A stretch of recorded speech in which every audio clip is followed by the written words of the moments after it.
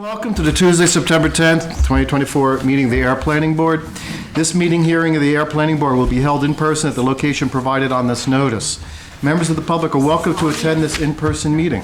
Please note that while an option for remote attendance and/or participation via Zoom is being provided as a courtesy to the public, the meeting hearing will not be suspended or terminated if technological problems interrupt the virtual broadcast unless otherwise required by law. Members of the public with particular interest in a specific item on this agenda should make plans for in-person versus virtual attendance accordingly. This meeting will be live on Zoom. The public may access the proceedings by joining Zoom meeting ID number 833-6548-0732 or by calling 929-205-6099. For additional information about remote participation, please contact Danny Ruiz, Town Planner, at druiz@ayer.ma.us or 978-772-8220, extension 144, prior to the meeting. Regarding the agenda, I believe there's one proposed amendment, and Danny, that's to include, remember we had the discussion to talk about...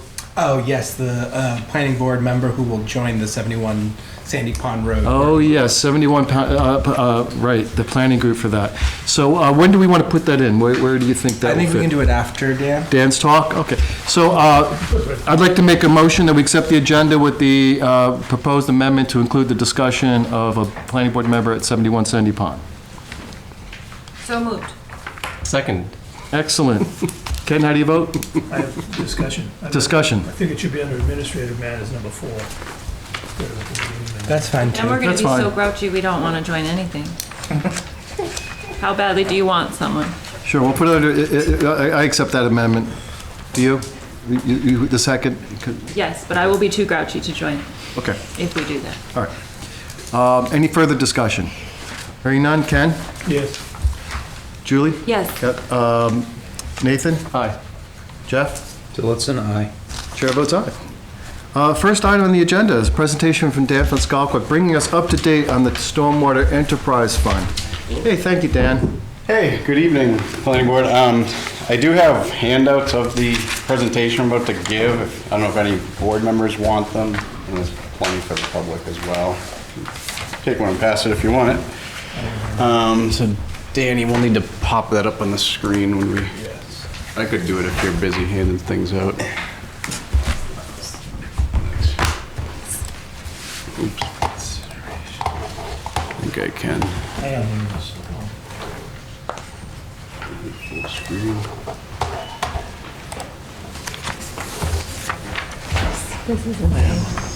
You already have it. Yeah, I could take one. I don't have one on me.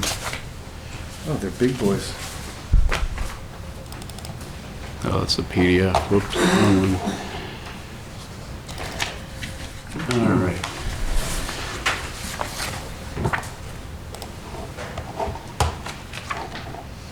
Back to Zoom.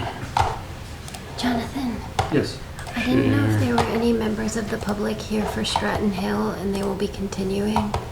Should we tell the public? Maybe, We haven't got that yet. maybe for a moment. Yeah, it's kind of. So, I thought Mr. Collins was going to be here. Hold on, let's see what Daddy... We just got a letter handed to us. Yeah, I know we did, They're but continuing.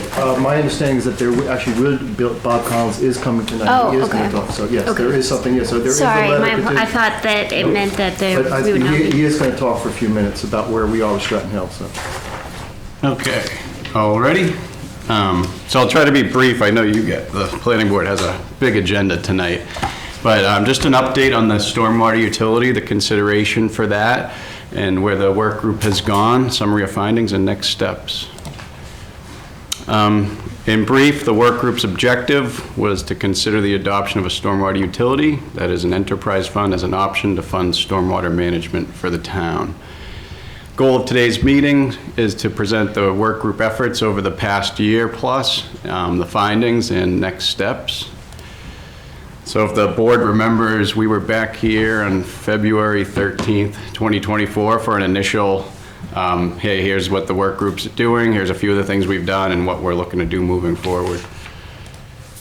List of the work group members, some of which are in attendance tonight, and obviously the Mr. Chair, Jonathan, is on the work group. And work group members, feel free to chime in. I know we're we got a busy agenda, but, so one of the key items the work group has is basically I call it a repository. The work group's webpage has an abundance of information, including all of the work group meeting agendas and notes, materials as part of those, as well as frequently asked questions, educational videos, and information from the June 24th public forum that was conducted. So if there's ever more information that the board needs or anyone in the public needs, I would encourage you to go here, and you can always reach out to myself or a member of the work group. So the work group's efforts to date. So over the past year, the work group's accomplished the following. Determined stormwater utility needs and funding, and I'll go through that process and how we got to our final recommendation.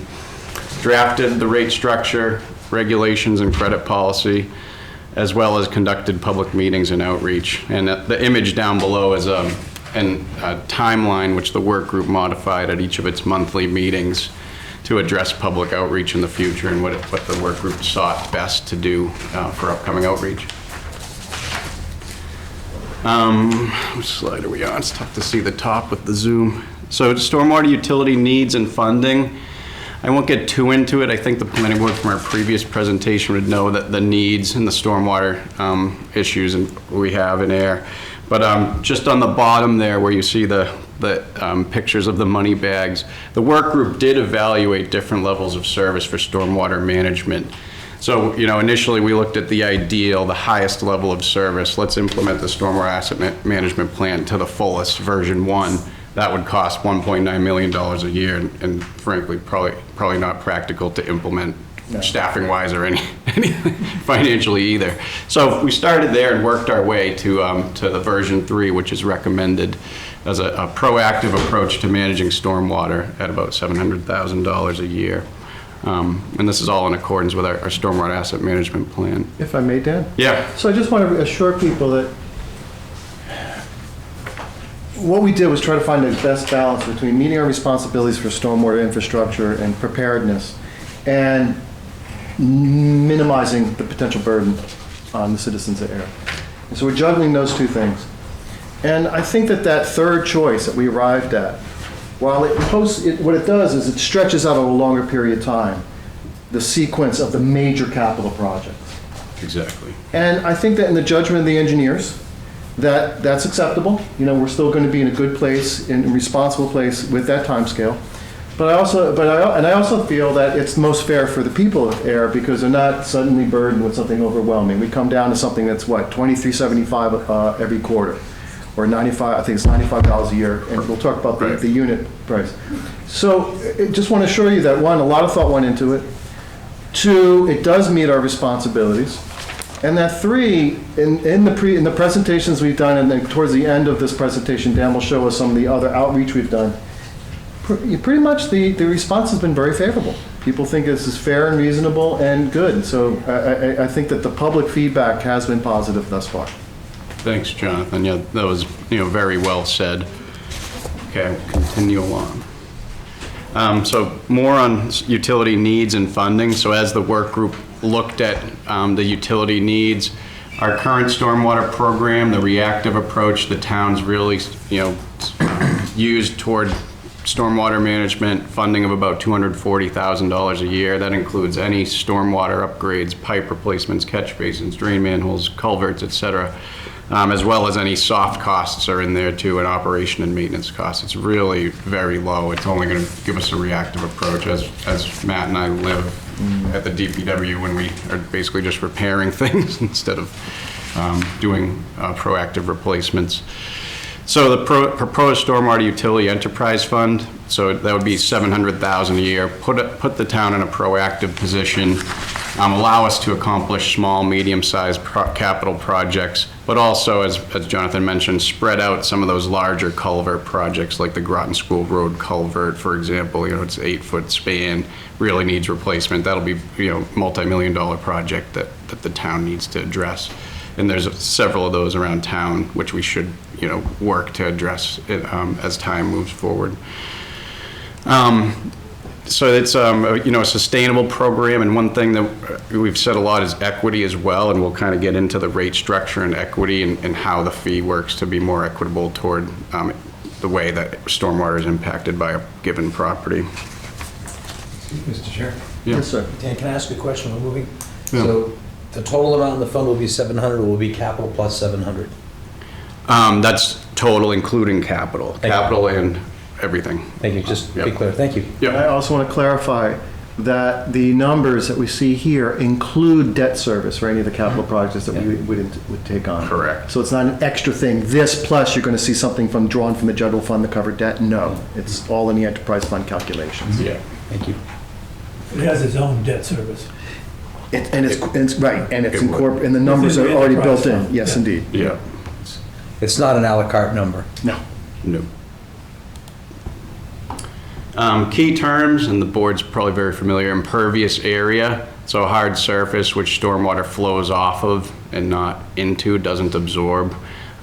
So impervious area is typically used in all the stormwater utilities that have been done as the measuring tool, kind of like for a water bill, you use a water meter to measure how much water passes through. So for a stormwater bill, impervious area, how much is on a property, is generally used in the industry for these enterprise funds. So that's the term here and the measurement that the work group has used. Another important term, equivalent residential unit. So it's a stormwater billing unit.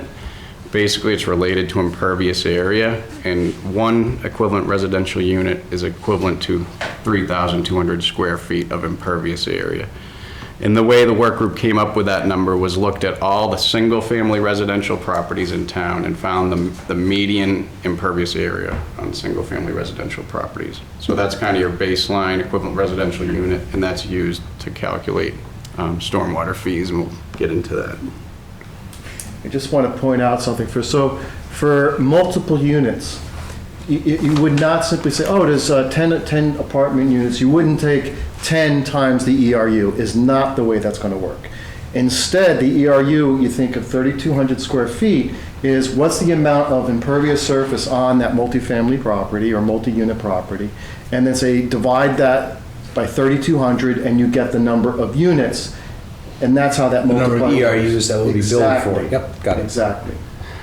Yeah, so there is, and I just clicked on the link, a property viewer that's available on the Stormwater Group's website. And basically you can see the calculated equivalent residential unit. So I think it's in a future slide, but any single family residential property is charged one equivalent residential unit. Doesn't matter how much impervious area is on that SFR, we call it SFR, single family residential property.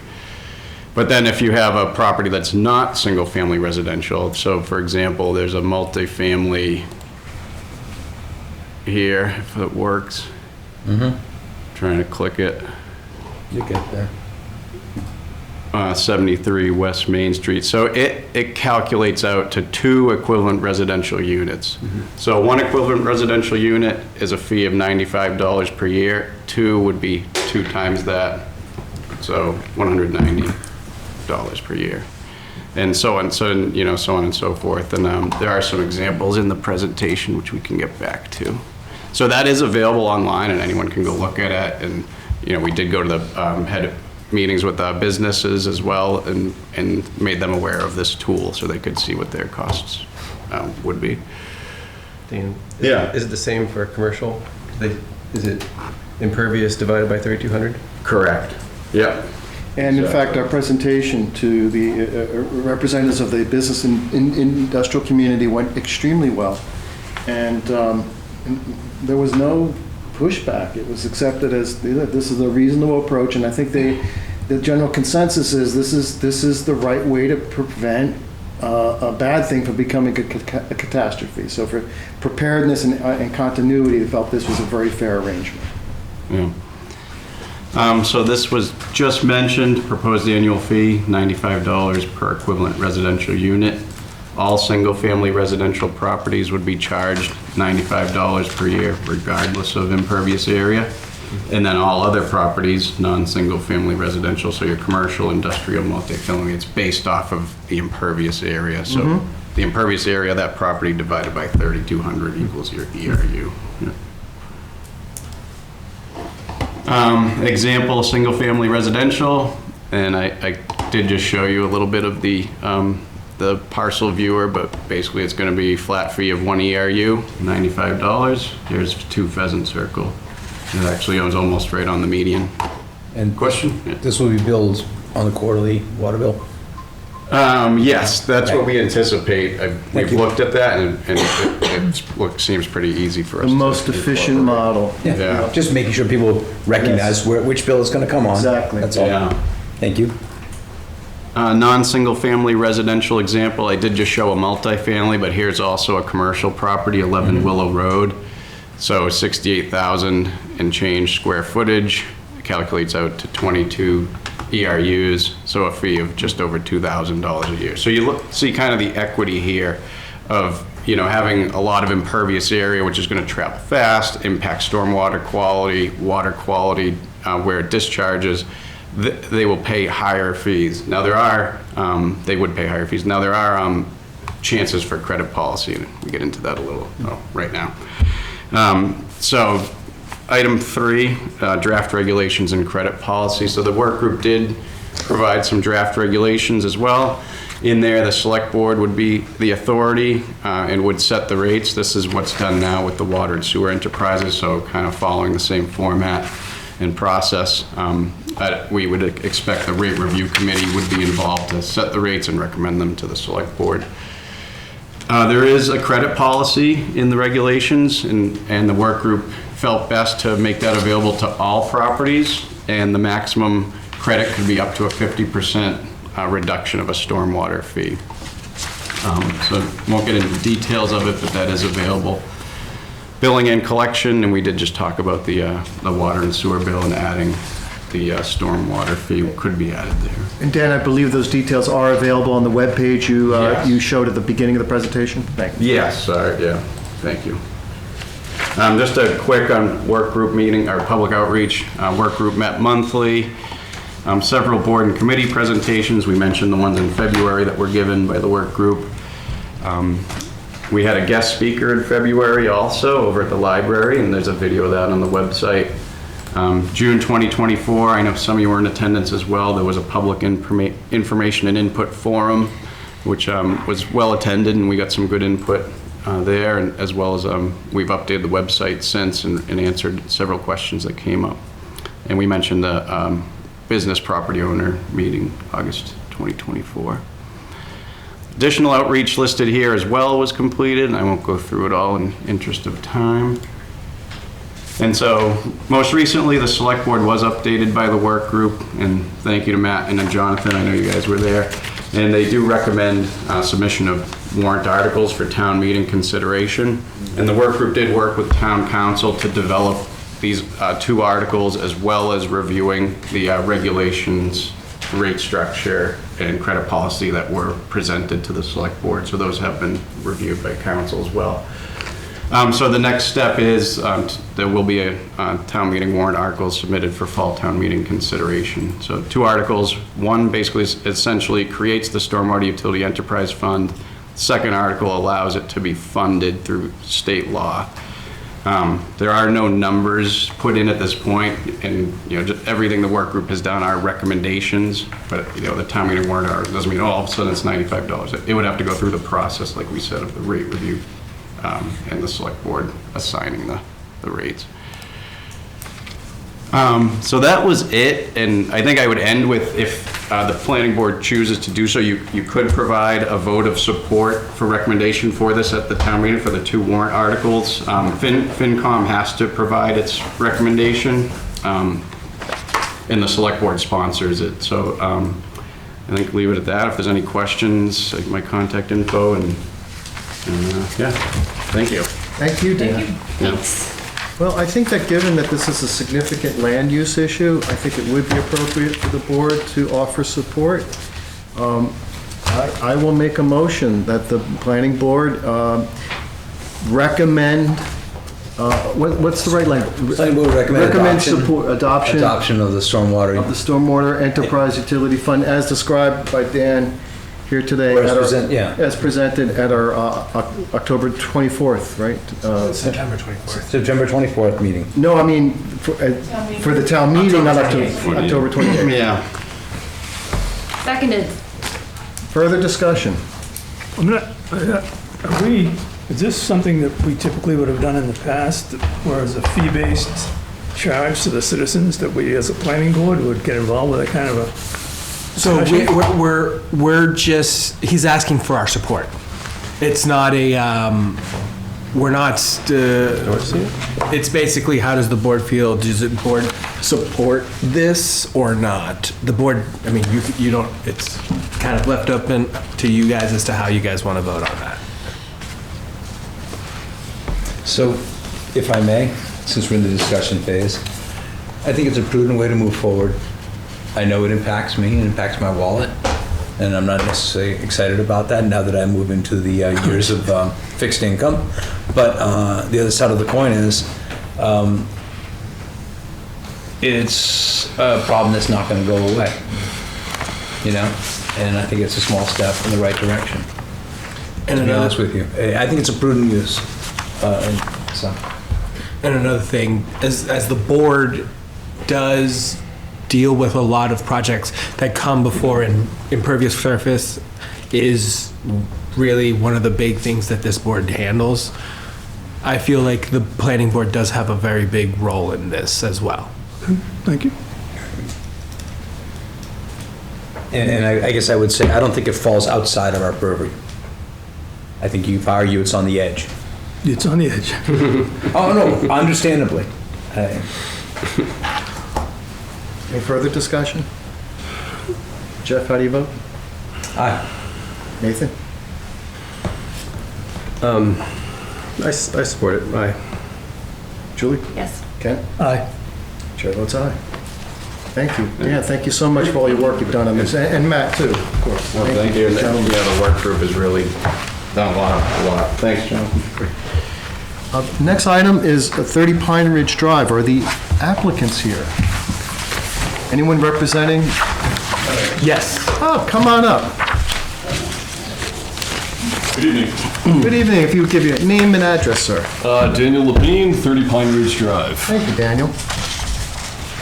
So what I'm going to do is going to ask Danny just to give us the lowdown of what's going on, Yes, let me just. and then you'll be free to contribute what you think is appropriate. We'll ask questions, and we'll take it from there. So the proposed A&R is for a... Oh, he said, he misunderstood.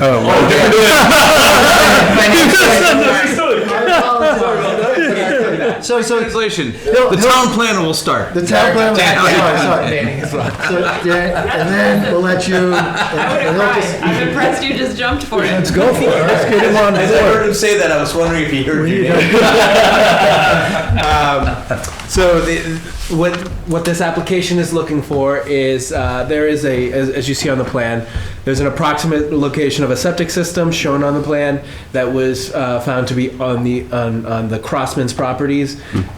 So what they're going to be doing is creating this parcel that's going to be combined with Mr. Levine's property, and so that he can have the septic system is on his property.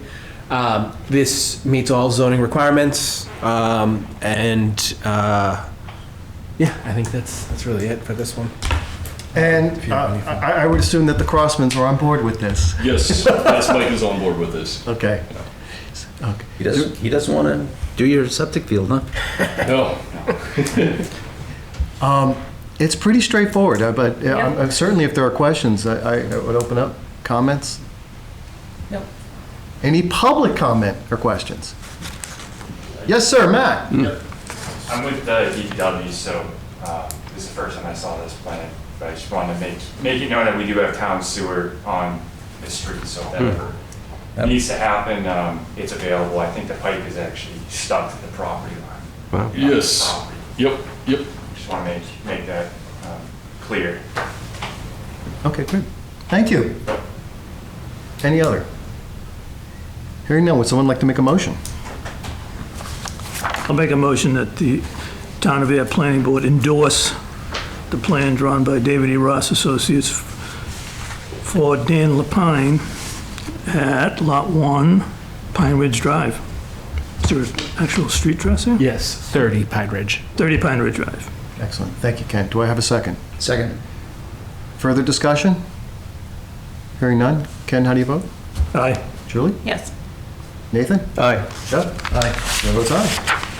Congratulations, sir. Great, thank you. I'll contact you when I have the plan signed and everything, and then it just needs to be recorded at the registry. Great. Thank you. Move this up to President, right? Yeah, I have it right there. Oh, beautiful. Next item on the agenda is 14 and 16 Madigan Lane. Come on up. Oh, thank you. Appreciate it. I know we've seen you before, but name and address. Circumstances. Yes. Kevin Horgan, 16 Madigan Lane. Hannah Huck, 14 Madigan Lane. Oh, good. We have both sides here. Perfect. Danny, would you let us know what's going on? Yes, so this is the two properties, 14 and 16 Madigan Lane. There's going to be basically a land swap to accommodate the existing driveway that's of 16 that's on 14's property, and then they'll be switching in the back the parcel A for parcel B. So it'll just be a land swap, and just to accommodate the existing driveway, and as well as landscaping, I believe. Yes. These all meet the requirements, all zoning requirements as well. Beautiful. Okay, I just have one question. How did it come to your attention that driveway overlapped? What happened? Well, Hannah purchased this property, about a year or so ago? Got it. And had a survey done, and discovered that my driveway is on her lane. Wow. Okay, well, that's a good thing to discover. Excellent. Are there any questions or comments from the board? Any questions or comments from the public? They were riveted. Hearing none, do I have a motion? Move to approve the request. The request for the parcel swap. Seconded. For 14 and 16 Madigan Lane, Seconded. as proposed on the plan with the right date and time. Still seconded. Approve or endorse? Endorse, excuse me. Endorse, thank you. Endorse. It's an Great. A&R, you're Perfect. correct. Thank you. Excellent. Any further discussion?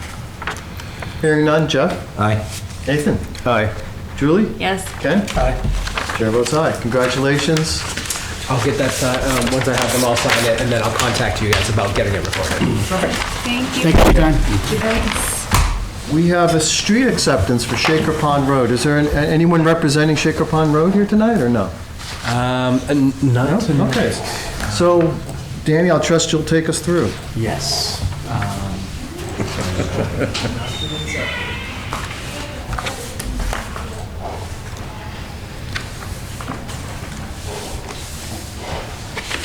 Haven't seen Kevin in a while. All right. So, Shaker Mill Pond, this is a OSRD that the board had previously approved in, I believe, 2019? 2021? 2019? I forget. That's a new. No, that's the, yeah, it's built. I believe it's 2019. It was approved. The applicant has requested for the acceptance of the road.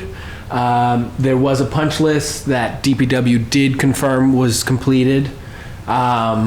So I think at this point, if the board has any questions about like the property as well, I'd have Matt come up and speak on anything about that. That means I have one question. Yes. If I may, I would direct it to Dan and Matt.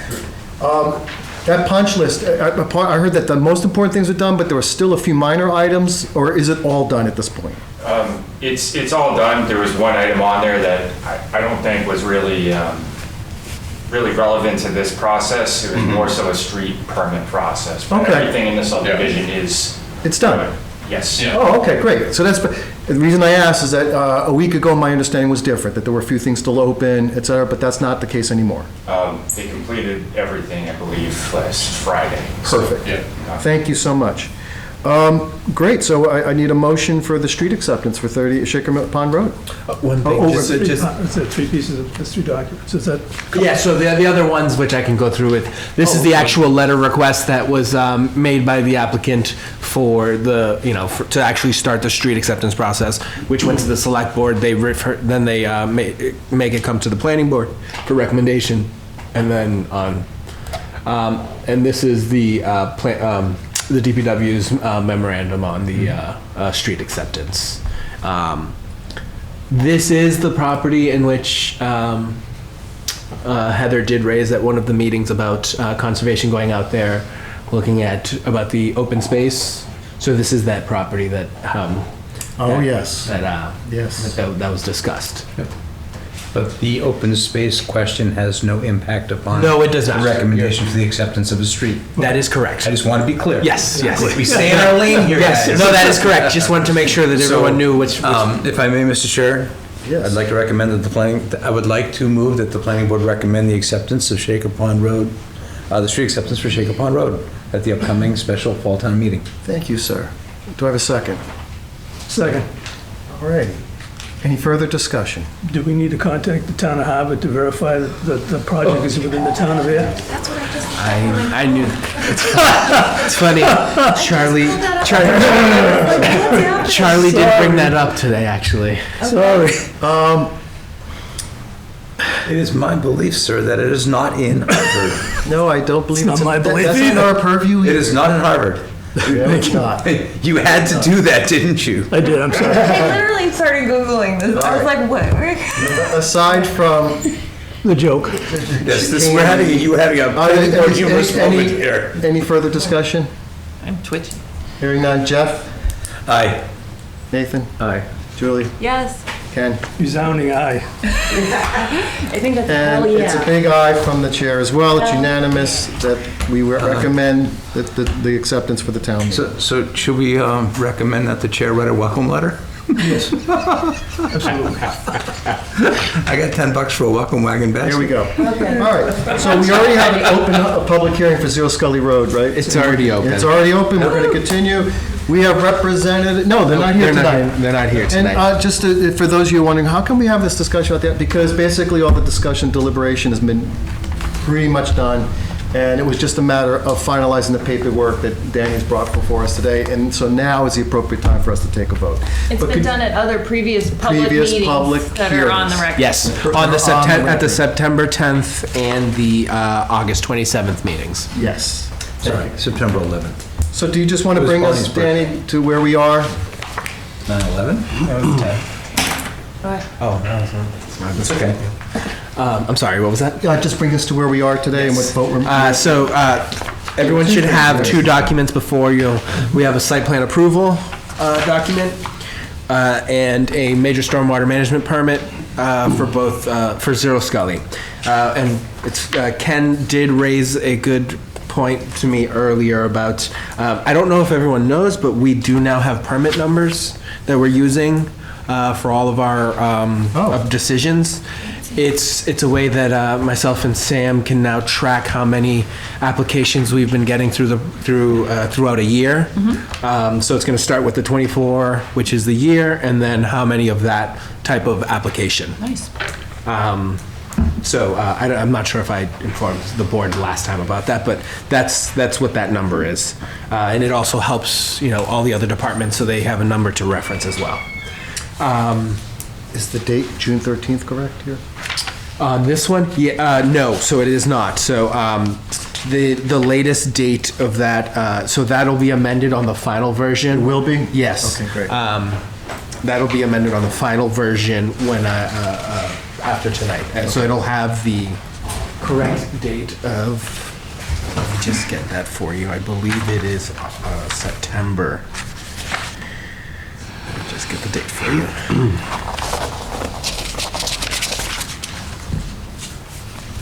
Sorry, I thought it was elsewhere in there, September 20th. You're right, I do have it in here. It is... September 24th? No, that's today. No, that's right. It's September. Here we go. 13th. It's in the email. I have it right here.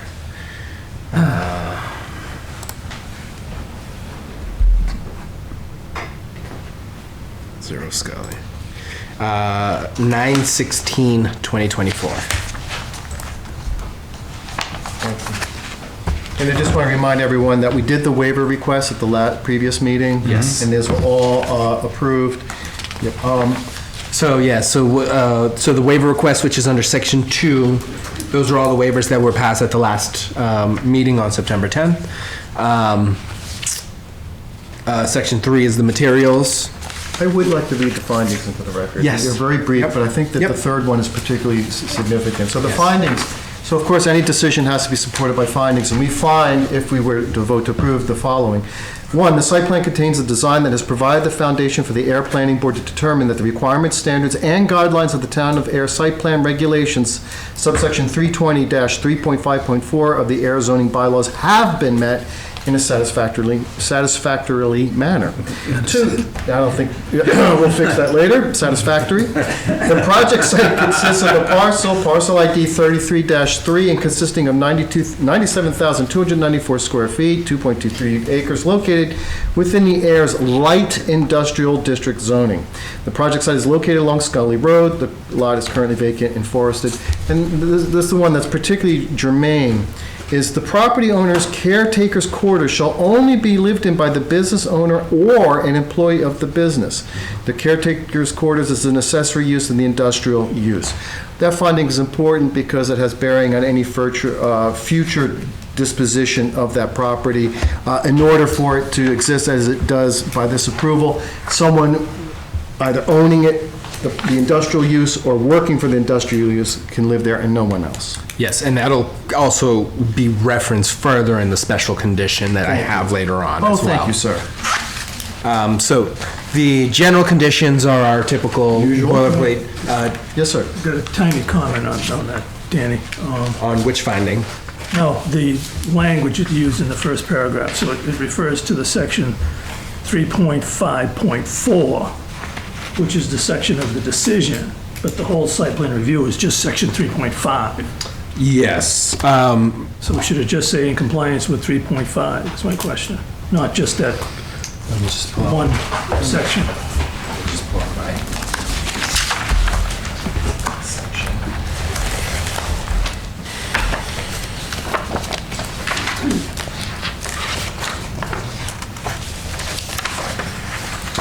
So 3.5.4, the reason I have it just referenced is because number 2.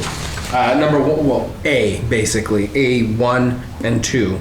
Those are what the site plans have to meet per our regulations. That's what the board is approving, that it meets all these requirements. Okay, thanks.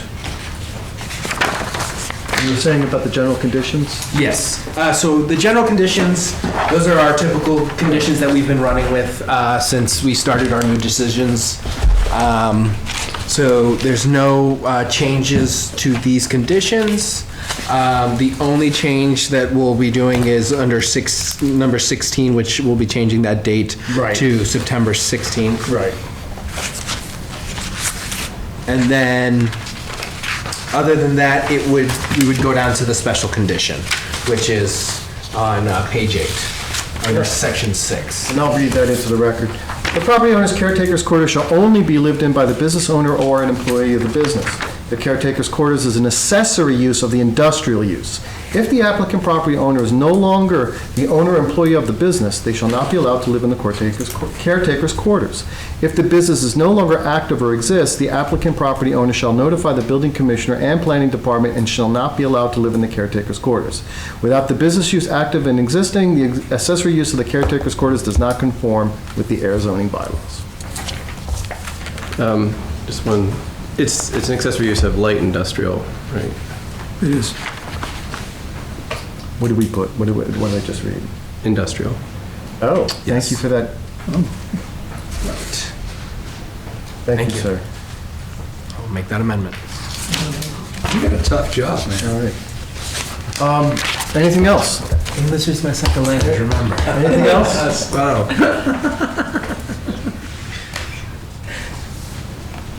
Do I have a motion to accept the site plan approval? So first thing, close the public hearing. Close the public hearing first? Do I have a motion to close the public hearing? Well, So, wait. Do we do that before we do the stormwater Where permit? did you pick up the fact that it says that it's in the industrial zone? Special conditions, Special conditions. second line, last Right, word. second line. No, it says the caretaker's quarters is an accessory use of an industrial use. Doesn't say industrial zone. It's correct the way it is. Industrial use? Yeah. This is true. It's correct the way it is. All right. Light industrial use, industrial use. It's an industrial use. It's the same, I guess. Okay. Maybe it should Say be tomato. Maybe it should be capitalized. Which so do we want to leave it as is or Change it. change it to the light industrial use? Okay. Change it. LIT or LIGH? So you can close the public hearing now, or you can go through the stormwater first. It doesn't matter because the discussion portion has already happened. And delegation, Public input, though, if we close the hearing? no, and typically, for decisions, there is no. Okay. And that's why typically we close the public hearing before we do the decisions, but Okay. doesn't. Do I have a motion to close the public hearing for 0 Scully Road? So moved. Seconded. Any further discussion? Hearing none. Jeff? Aye. Nathan? Aye. Julie? Yes. Ken? Aye. Chair votes aye. So now the next thing is what's the appropriate verb for the site plan approval? Do we, Just be really quick, I missed who made the motion. I did. Jeff? Julie. That's why. And then Jeff. Thank you. I just Never need to. do that. Okay. So it's right up here, so section 1. So you can just read that, right? Okay. Motion for the approval of the site plan pursuant to subsection 320-3.5 site plan review of air zoning bylaws, subject to the standard conditions numbered 1 through 36 and special condition numbered 1 in this decision, and the following conditions presented at the meeting. The motion was presented by Julie? Julie. No, that was No, the that closing. was the closing. This is the. You're moving it. I'm moving it, sorry. This is now. Rough day. I'm moving it. For everybody, it's okay. I'll second it. Move the site plan, yeah, thank you very much. You're getting your name on everything tonight. We're moving Any along. further discussion? Yes, sir. Just for dotting the i's, then the applicant does have so many days to appeal this, right, or a question, right? So the applicant was given this, Yeah. they had no comments. Okay. So they've already reviewed it, and that's why they're not here. Okay. But they do have time. There's a filing time. Yes, so the way it works is once the board votes tonight, the chair will sign it, and then once I stamp it with the town clerk, that's when the 20-day appeal period starts. Thanks. And it's also it's on page 9. Yes, so at the end of the document, it has the process on the appeal period. Should they find something to appeal, yeah. Yes. Seconded. I did that. Sorry. It's Doing my best to keep moved it and going. seconded. Do I, any further discussion? Hearing none. Ken? Aye. Julie? Yes. Nathan? Aye. Jeff? Aye. Chair votes aye. It's approved. Need to talk about the stormwater. Now we can go to the stormwater.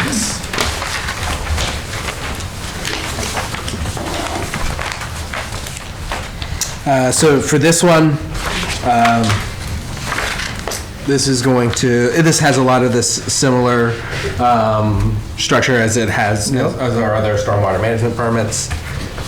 Section 1 is the approval. Section 2 is the waivers that were already voted on, that was voted on at the last meeting. Section 3 is the materials. Section 4 has findings, which, do we want to read those in? I don't know if you want to. There are typical. Yeah, I wouldn't because they're typical. The reason I did last time, because there's something unusual in the previous. And then section 5 is our general conditions, which are, a lot of them are similar to what we have for site plan approval, but there are some additional ones in there which follow our stormwater regulations. But they are not unique to this project. No, they're not unique to this project. Just to be clear. We'll get to the special conditions. I don't think this one this one does not have, this one has, let me just double check. There's one. There's just one. After occupancy, 34 and 35 are typical conditions.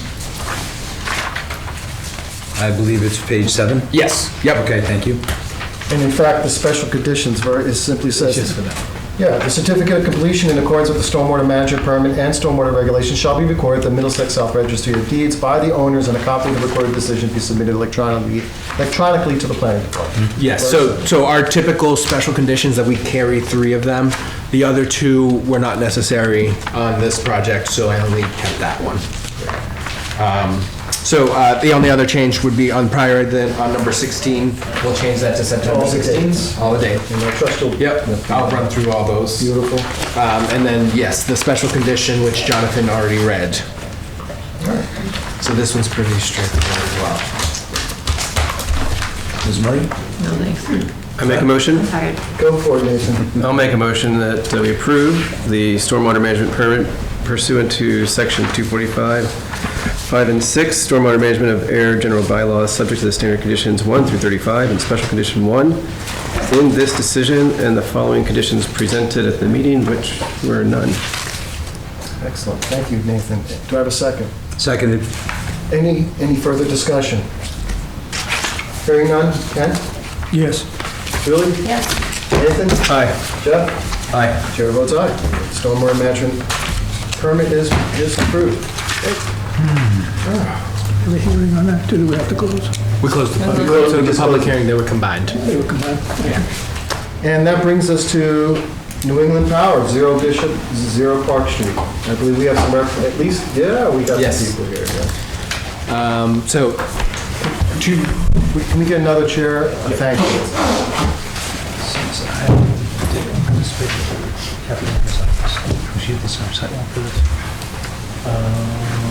I missed this meeting in Sunday. Okay. no, I don't believe she was there. Okay. She was at the meeting, so. Okay. Someone can't vote? I'm not going to vote. Okay.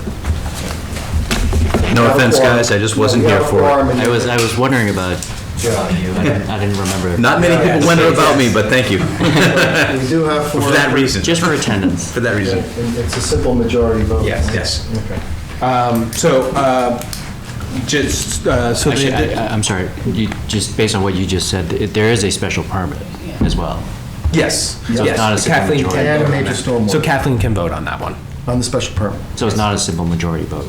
Well, so the site plan is, the special permit is a majority vote, is a super majority vote, but Kathleen can vote on that one. Gotcha. Because she's our associate member. All right, I just want to make sure. Yep. We're all. So you'll have 5 members for the special permit. Excellent, thank you.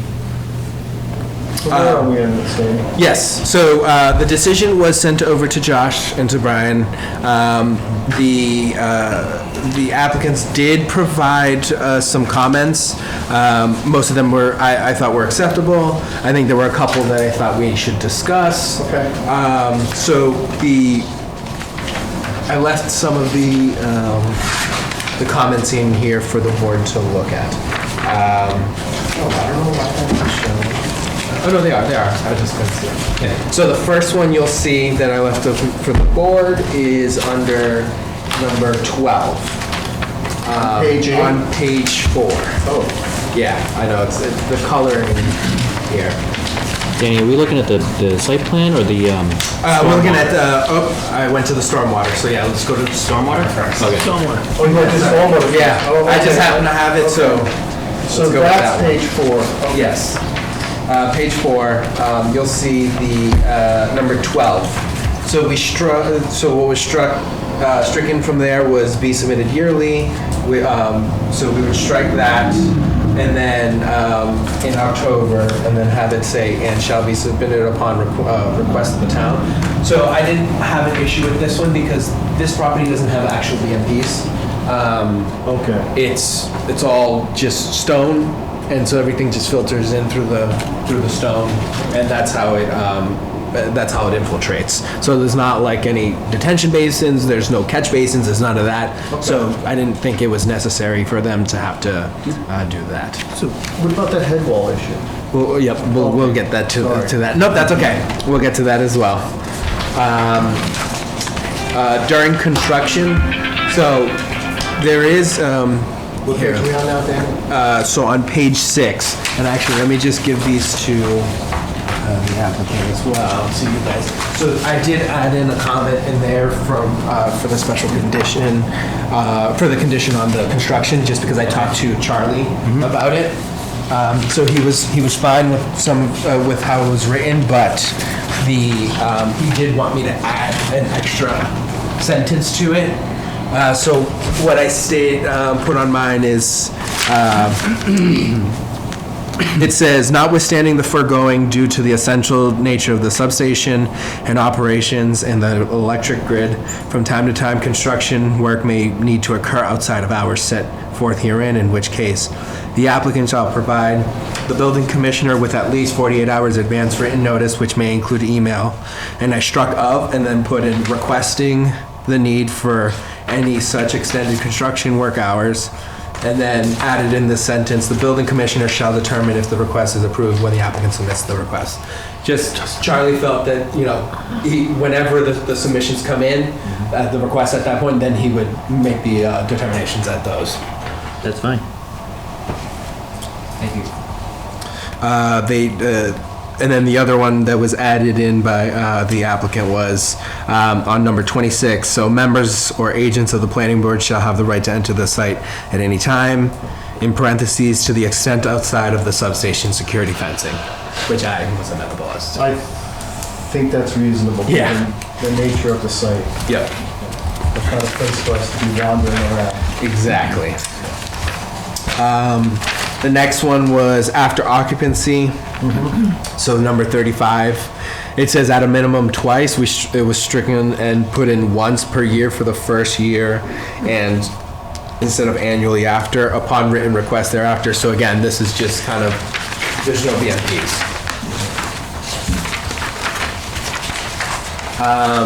And then the next section, so I did also add another condition here. So first, let's go to number 2. So number 2, the applicant has agreed to clean out in front of the head wall, the sediment that's built up there. So I kind of want to just bring Matt in on this one as well. So the applicant did propose new language. And I'll read it so that everyone knows. So the applicant stated that it would be, there is an existing culvert and head wall located at the applicant's property near Bishop Road. The applicant will remove any associated sediment, deposits, residue, and debris located outside of the culvert and head wall on the applicant's property. In no event shall the applicant be responsible or liable for any clean out, maintenance, repair, or replacement. That's not what I have. Replacement work. No, I know. I'm reading you something new that we just got. This is proposed by... Yes, this is proposed by the applicant.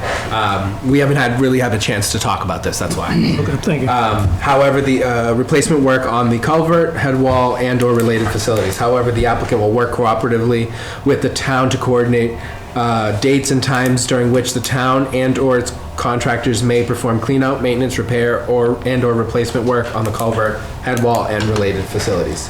So, I'm amenable with this new language. The only thing I would raise is that town council did provide us with a document that states what we can and cannot take care of as a town. I think the National Grid would have to give the town an easement to maintain it based on what town council has opined. Makes sense. Right, I mean, it's got to be one way or the other. We're not allowed to maintain anything on private property, and so it has to be town-owned land, an easement, or I believe that's it. So since it's private property and there's no easement, we would not be able to maintain it going forward. But so if National Grid were to provide the town of Ayer an easement along that area to maintain it, then the town could maintain it. Okay, I think that's acceptable.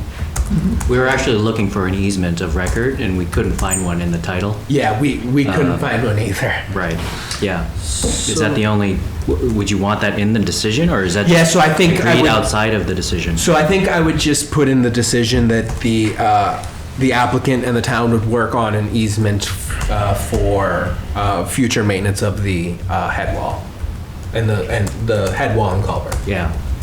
Okay.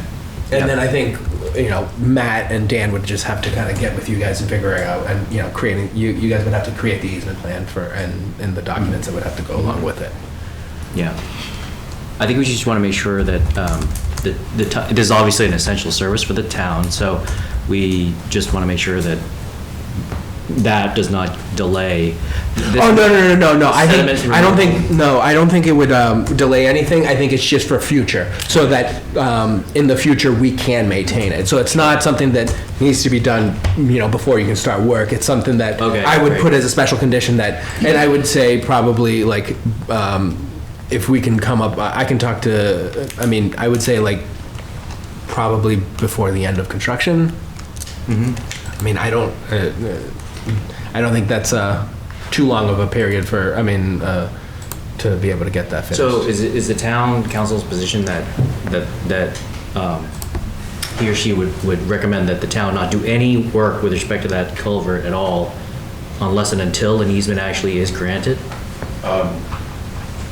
Yeah, so the culvert, the town, we own it, we're responsible for it. It's really a drainage ditch on the property. It's a natural resource. It's a stream. We can't touch it. We can't go on the property until we get an easement.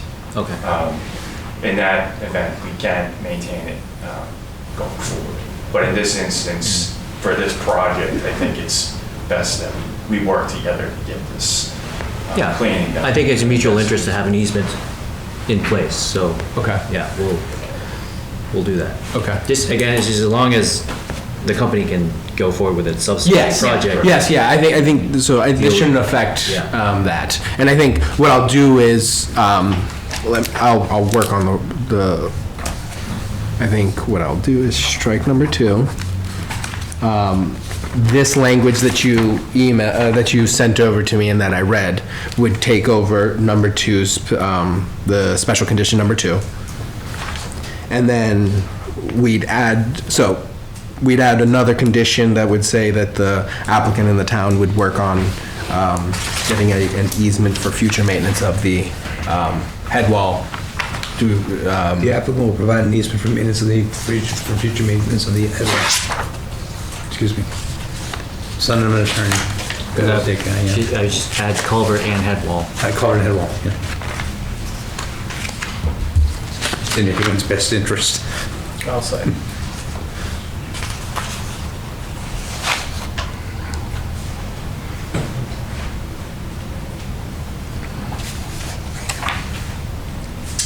Okay. Is there anything else we need to do before we move to a vote on the stormwater permit? 1 second, sorry. Yep.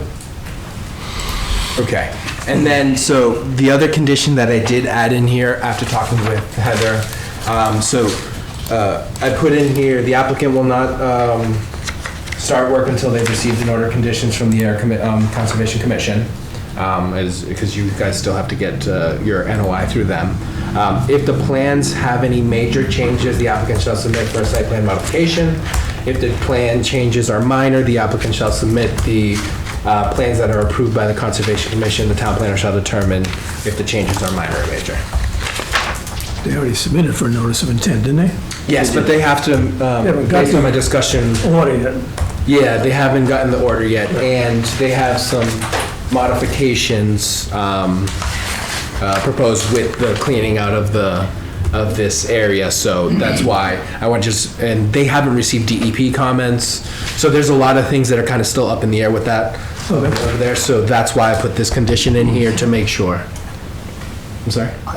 I'm sorry, I'm confused. I thought you couldn't impose a condition that depended on another board's decision. No, you kind of thinking the same thing. I don't know if this is legal. No, I've seen this in many projects. I'm the agent, I'm sitting right here, Yeah. browsing around.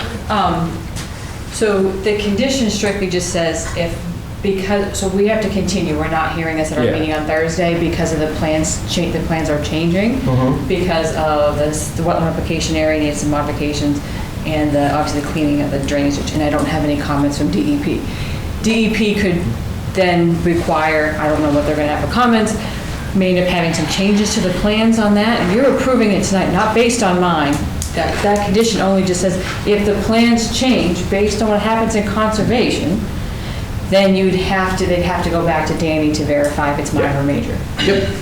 And that's typical. I've seen No that. one's denying I it, just no wanted to be one's sure. saying no, it's just, if Okay. it changes, I just wanted to be Yeah. careful. same It's thing with all the just conditions always Abundance of have. caution. Okay. Yeah. Try to mention both boards on there, because not everybody takes both decisions with them everywhere they go. Yeah. Maybe only one carries, so it always makes reference to the other. Okay. Yeah, and it's just to also make sure that everyone's working off the same plans as well. Okay.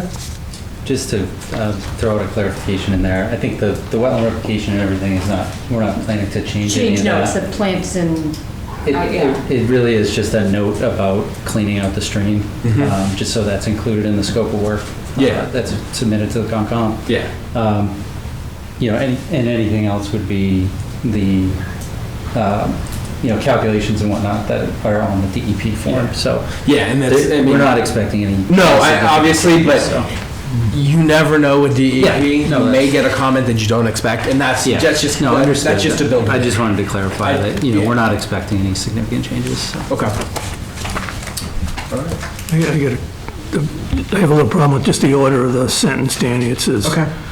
the first sentence, of course, is all right. It says, if the plans have any major changes, shouldn't it be a reference that there's, if the plans have any major changes as a result of the order of conditions, refer to the conservation, it kind of reads as though Oh, any major okay, changes, we can- meaning any major changes. Well, any major changes. Would they come do. back? They That still would be have a to. normal condition. Yeah, it would be. Wouldn't be a special condition. Yeah, no, you're right on that, but we can, so if. Work on the language. Yep, maybe. so if the plans have any major changes as a result of the order of conditions. Something like that.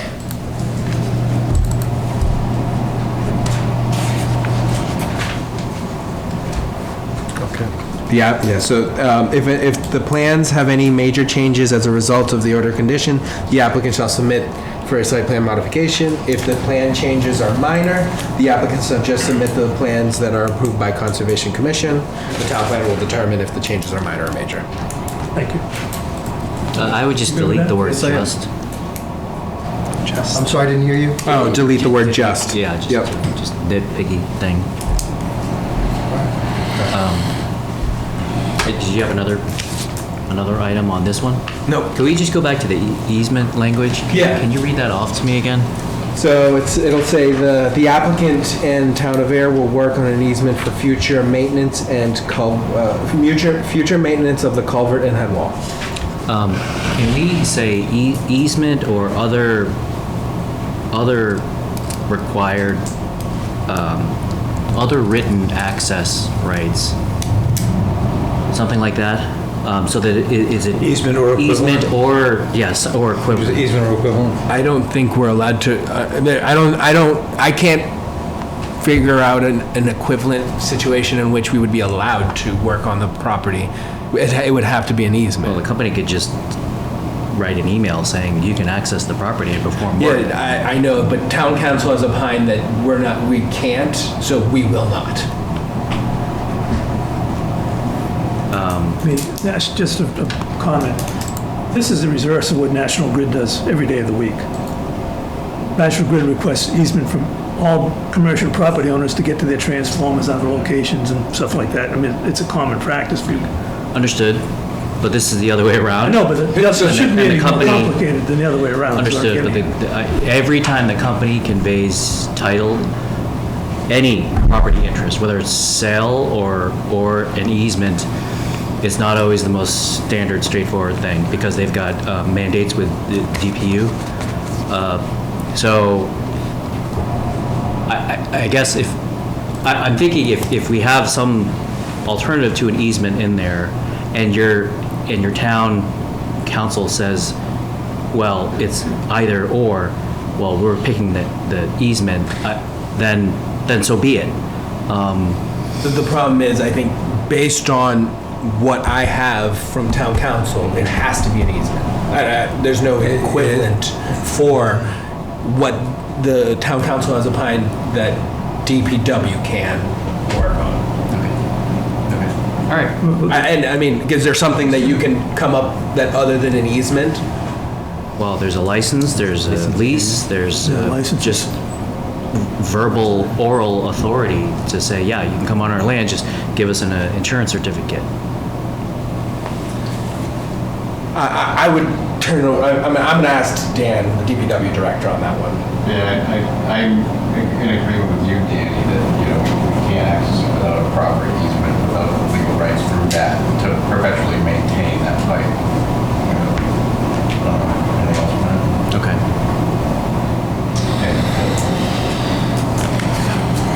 Okay, All right. we're good? Yeah. All right. So we can move to the site plan approval and special permit.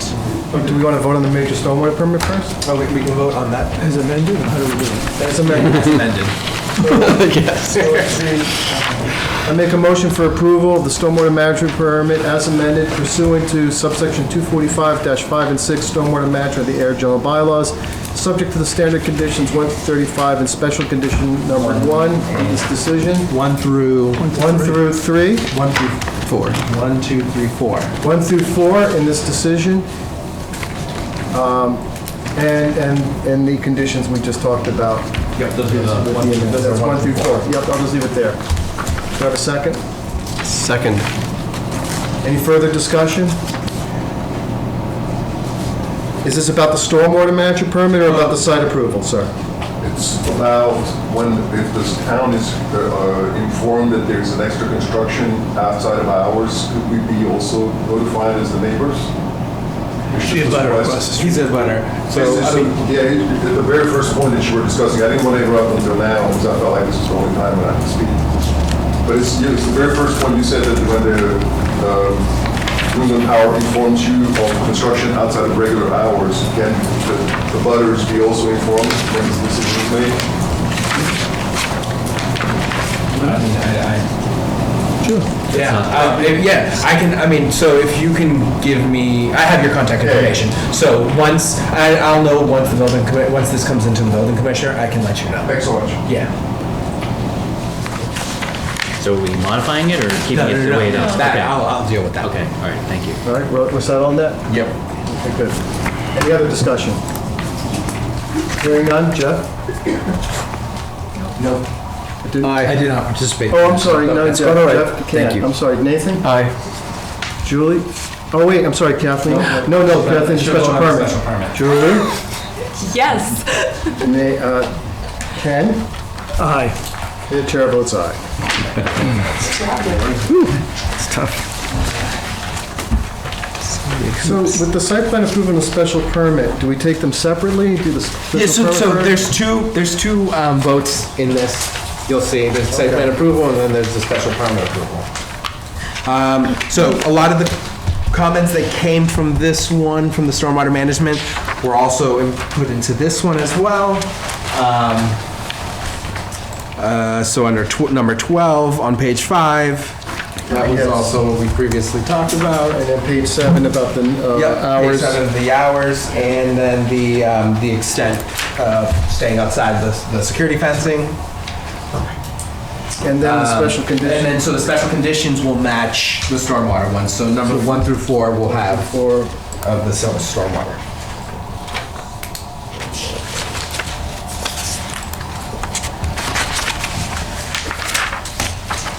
So the same special conditions we just discussed, otherwise the general conditions are boilerplate? Yep. Okay. So I think you may want to just open it up to the public for any comments. Yes, I regarding the will. site Well, let me plan. ask, first I want to ask the board if they have any questions or comments about the site plan approval or special permit. I'm good. Good. So the public have questions or comments regarding the site plan approval and special permit? The update from last time, Do you have anything do you want to say before we come to a vote? was there anything, so last time we discussed some points. Yep. But I'm not aware of any resolution to any of them. The resolution was that the applicant agreed to take into consideration the plantings, Yeah.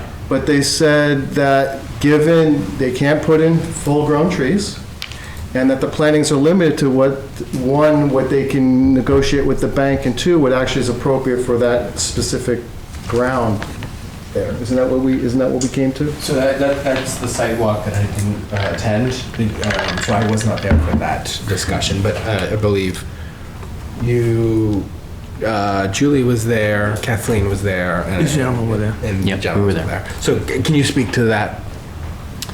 Is the question with respect to the planting of trees? Yes. For the abutter across the street? Yes. Right, yeah, so you're right, Mr. Chair. We did walk the site, and there are limitations there with respect to the wetlands, the topography, and we just, the property line along the bank property, the credit union property.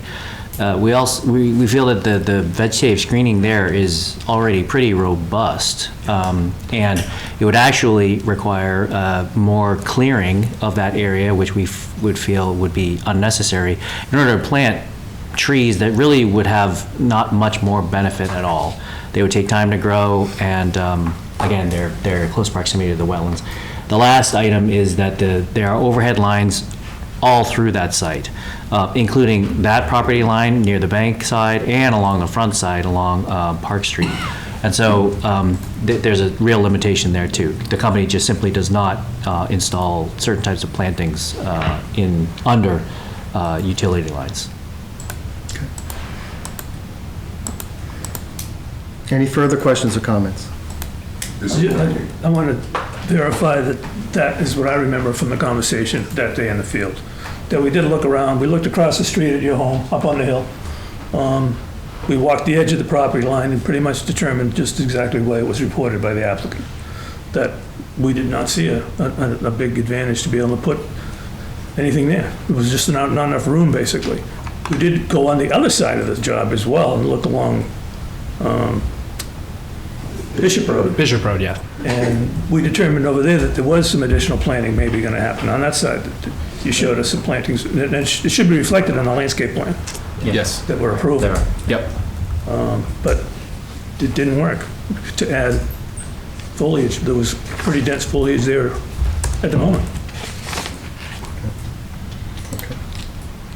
That's the way I remember it.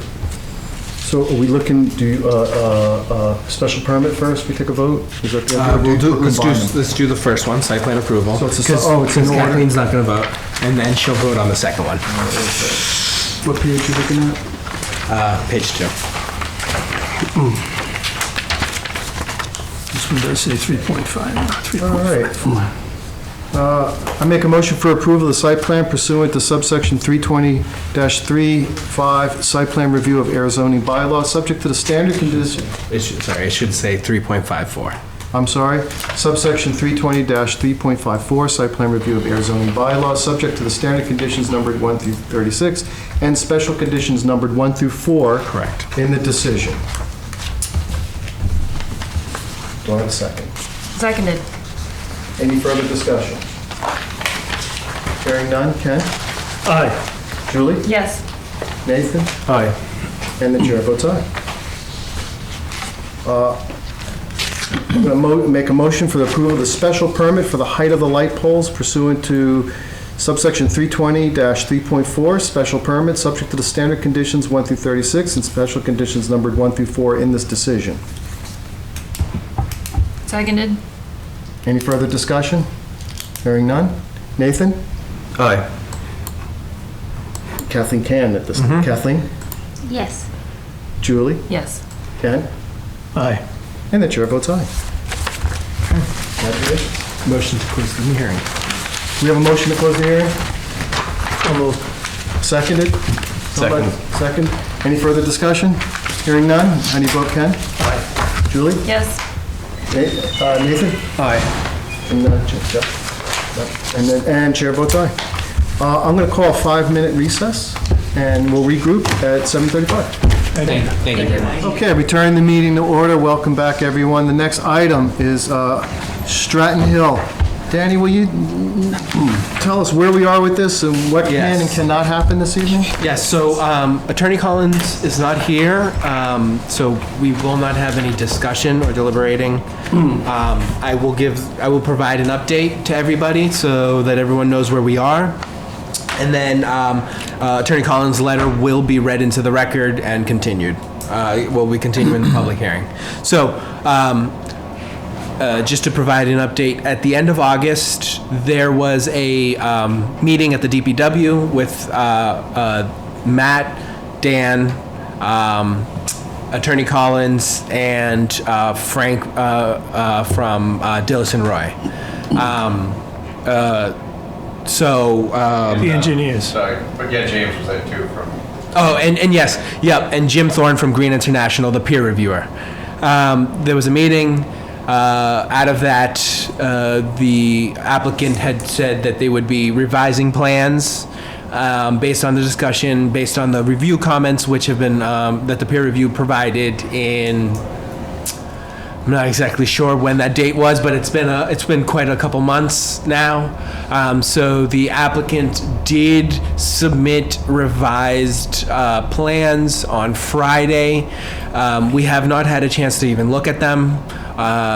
We haven't had a chance to review or anything. So what we're going to be doing, because tonight we were supposed to have Green International here as well, to have a discussion about the plans and the comments and go through a big review discussion on that. Did you clarify exactly the position of Green International for people in the audience? So Green International is the peer reviewer. They're hired by the applicant through the 53G account and paid for by the applicant. The town chose, I'm not sure who, I believe it was Mark, the previous planner, chose Green International. And what they are doing is... As a board, the board chose them. The board chose them. Okay, I wasn't here at that point, so that's why I wasn't sure. So the board made the choice to go with Green International, I believe it was like May, or... Way back. Way back. And they are doing basically a peer review of the full project, making sure it meets all of our zoning requirements, OSRD requirements, and they've already provided comments. This is their second round of comments that they've provided, but we have not really had a chance to have any discussion on it other than a couple of meetings that we've had here. We've had maybe 2 meetings where we've had some substantive discussion, and then the new plans were proposed. So a whole redesign. Is there a report on the website as well, under our documents? Which one? The Green International stuff? No, so peer review comments are not on the website. If you request them, I can send them to you. I have already sent them to some people, to some residents that have requested it. Okay, thanks. I believe I did send them. I don't think I got them yet. Okay, I'll send them to you. Along those lines, the most recent submission of plans, yes. Are they on the website? So they're not yet, because we have not had a chance to review them. So I will have those up on the website this week, so that everyone can start looking at them, as well as all the other documents that they've submitted. Attorney Collins was going to be here to just give us an update and see as to where they are, timing, and what they saw for what they thought would going to be the process going forward.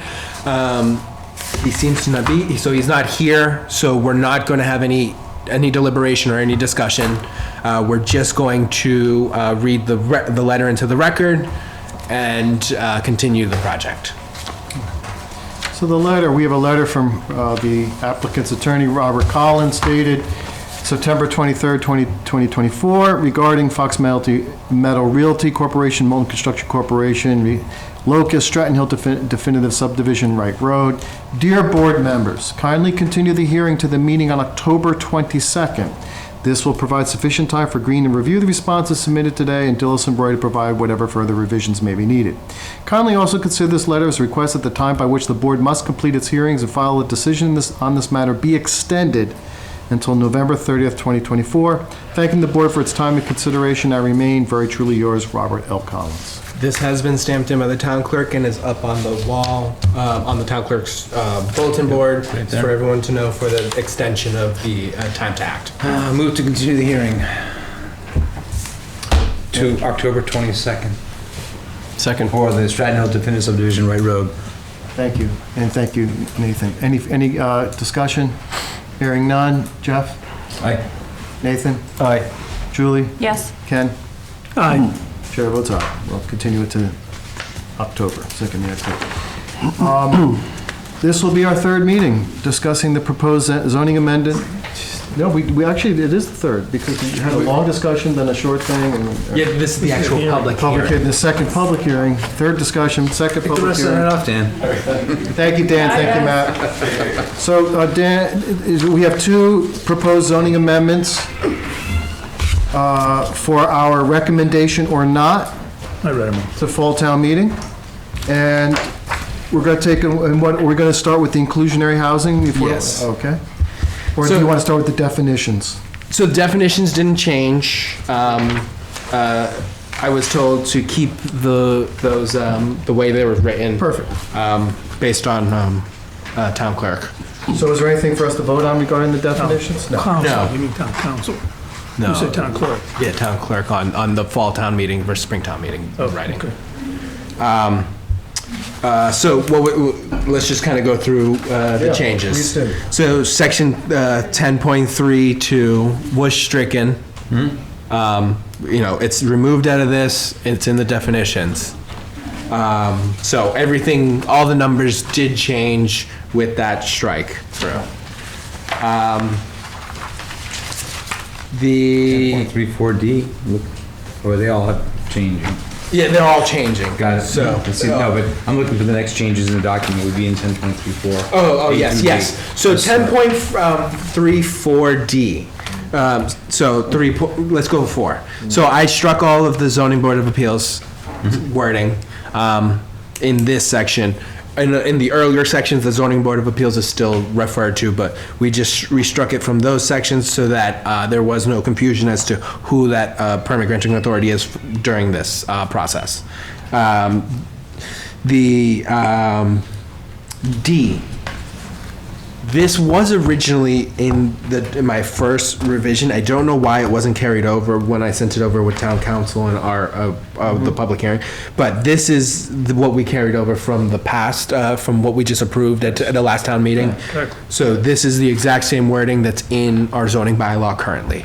It just carried it over to here under general provisions for the board. Right, so this was in the, This is under changed at the Springtown meeting. Correct. Yep, the one that was approved at the AG. The design guidelines had to be changed to be Massachusetts, not local. No, I agree. Got it. Yep. So that's just the added in. And then on the next section, under the on-site units, so I struck on-site affordable rental units shall be required and changed it to any development made up of rental units, the affordable units shall be required on-site. Right. Very simple. B, struck the and/or zoning board of appeals Fix the again. numbers again. Fix the numbers to coincide with the correct sections. When you fix the numbers, you're basically saying the underline 3 is the new number rather than the 4. Yeah, it's Instead of so it's crossing out the stricken. 4 and- There's a strike line through it, but it doesn't show very well when you look at I it. got it, yep. And blue is a very difficult color. Yeah, I don't know why. I couldn't figure out how to change As we this. age, blue is one of those colors we can't see anymore. I couldn't figure out how to change it. That's okay. It's a lighter gray, but the lines help a lot, yeah. Tough crowd. C1. No, it's C1 is the So, correction we spent. yes, on. so C is the correction that we talked about at the last meeting, striking 2 and 3 and just leaving the payment in lieu shall be paid upon the recording of the transfer of deed for each market rate unit. The numbers were changed for 7 and 8, and then density bonus, again, striking the zoning board of appeal section in there. And then adjusting the numbers from 10.34 to 10.33. The next is striking 2 and making that 1 affordable unit, striking the S. The applicant who strikes agree, and then it says, the applicant who applies for the special permit under this section to provide 2 more additional affordable units than is required on site may request an additional 6 market rate units, parentheses 3 per additional affordable unit, bringing the total development to 18 units, and then in parentheses 15 market rate, 3 affordable. The applicant waives the payment in lieu if you choose to provide, if they. They choose to provide the additional affordable units to receive the density bonus. You sent us the link on this or whatever on the email. Yep, I sent it to everyone. It was done on that. Yes, yeah. And there's a clean version that I also sent along to you as well. I got that. Yeah. But I just figured for this, just to print out. You can see what. Yeah, so that everyone can see. Happened between the last meeting. Exactly. This was already sent to town council last Tuesday or Wednesday. The town warrant article has been sent out to me to review. I reviewed it and it matches what we have. Town council's also all set with this. So I think if there's any comments. Do I move to recommend the adoption at the fall special town meeting, Chapter 320 zoning, inclusionary housing requirements as provided? Do I have a second? Seconded. Discussion. I'll say one comment. Please do. I don't like being in dissent with the board on anything, really. And I think that the town sits on a gold mine of affordable homes. There's a lot of affordable homes here. And I just think that this bylaw is not ready yet because I think it doesn't encourage both the subsidized housing and the small A affordable. And my concern is that small A affordable housing over time will be diminished in the town of Ayer. So I'm sorry that I don't support this bylaw change at this time. Make a brief comment. I appreciate that you're willing to dissent, and I think it would be a great tragedy if we all thought the same way. So, thank you. Any other discussion? I guess I just would comment that this has been about, what has it been, almost a year's worth of work between the working group and last fall town meeting, I guess. And the working group was made up of members of the Affordable Housing Committee, members of the community, the building commissioner, members of this board. And there was a lot of discussion on each of these points of the ones we're going to discuss. And Nathan was part of that as well. So I thought it was a good conclusion that we bring it to the planning board at this point in time. There was a lot of work put into it. Yes. And may I add something? I appreciate your comment. And one of the things I know about planning is it's constantly changing. We never get it right, honestly. But to be perfect would not get us where we need to go. Commonwealth is breathing down our necks to get inclusionary zoning that people take advantage of. And we're kind of in a lockstep, and we're kind of locked in a little bit right now. And I hate to bend with the wind, but I think bending with the wind and getting inclusionary that looks better and more attractive to developers for the short period of time gives us the opportunity to work on making it better, making something that would work better for you, honestly. And that's just, it's a step along the way. I hate the fact that there's 3,000 pages of zoning in Boston. I don't want to get there for Ayer, but it's the way our system works. You go ahead. No, you go, and then I wanted to open up for public comment, but go ahead. So Jeff reminded me of something that I did want to mention. So the proof is in the pudding. One of the problems we faced here was that the former section got no results. We'd never had an application for it. I think that was brought up to us, well in the past by the Affordable Housing Committee and other people, the Office of Economic Development and whatnot. So this is an attempt to at least get a start. I'm hopeful that when we get that start, that we can then get back to discussion that includes your thoughts as well. Yeah. But having no chance to get to the discussion, I think this is a benefit getting us there. So eventually, we will always have a good discussion if we get a proposal in front of us to talk about, you know, what the town's needs are and what we're gonna do. But having none in the past, this at least may give us a chance to get started. That's my thought on it.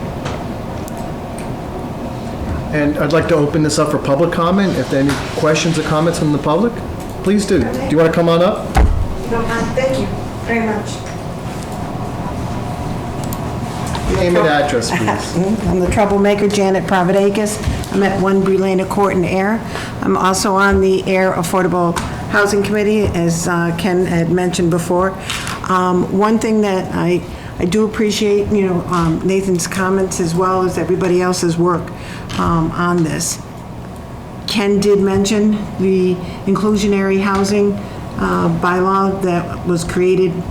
I gather it started even before 7 years ago, but 7 years ago after the master plan, you know, you got the first rendition, no one jumped at it. So with this, it gives us a stepping stone to get to something that I want to see.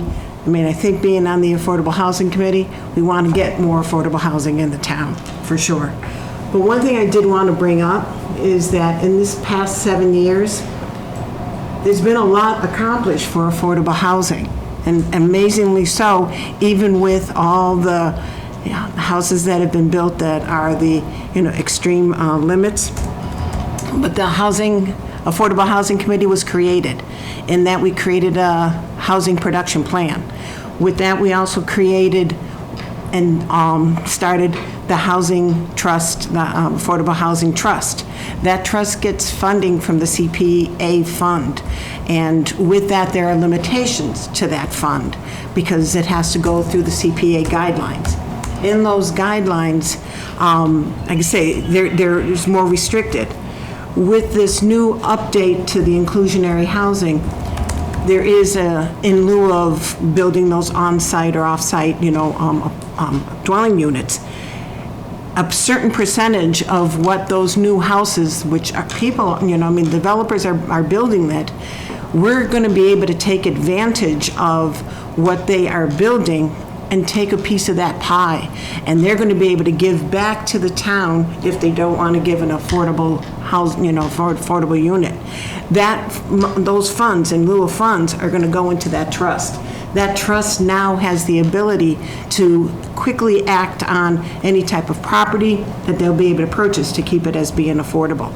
So if you can't beat them, join them. You know, that's the way I'm looking at it, of you can't control the market. You know, the market price, if we don't have enough houses in here, it's going to say, okay, hey, we can get whatever we want because we've got the only house that's available.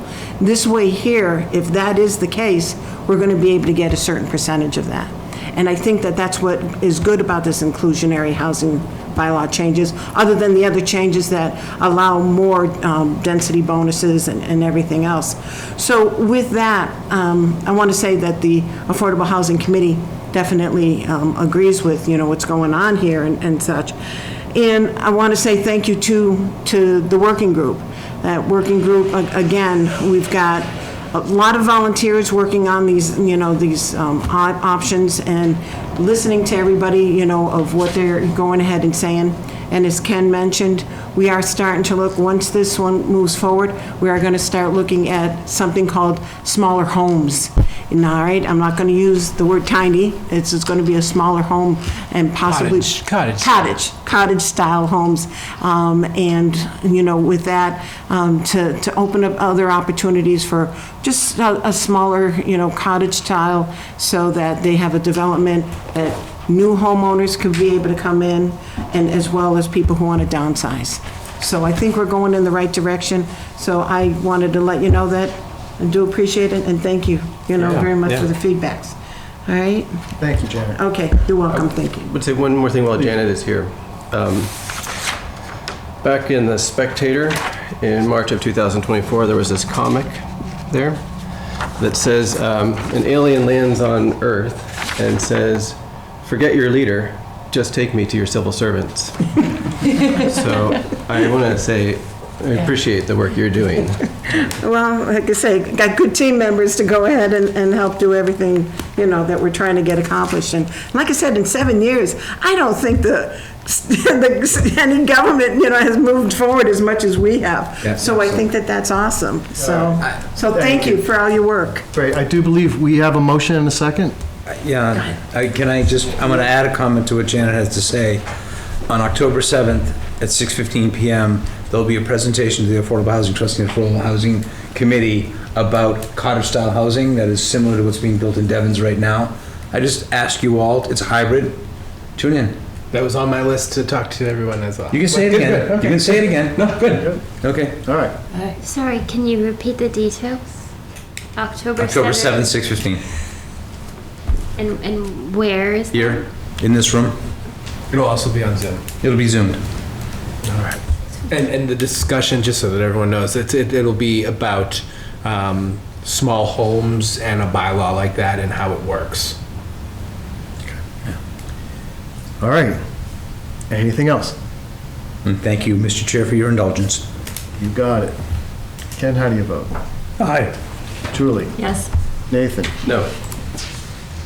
Jeff? Aye. And the chair votes aye. Thank you, everybody. Thank you. Appreciate all your work.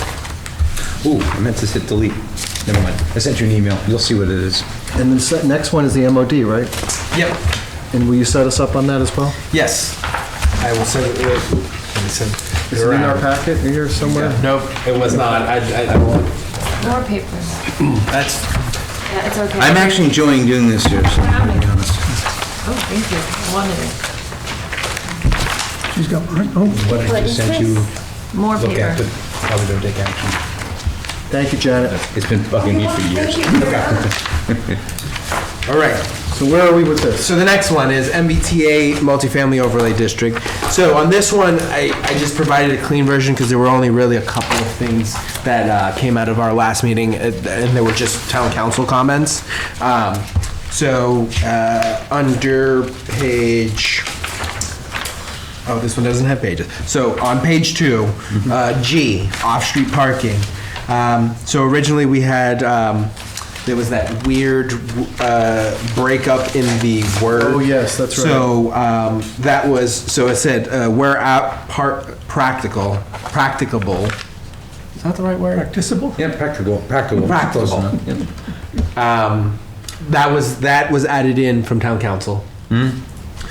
Surface parking shall be located to the rear or side of the principal building. I don't know, that's. Keep going. Yeah, keep these two. Of the principal building and shall not be located.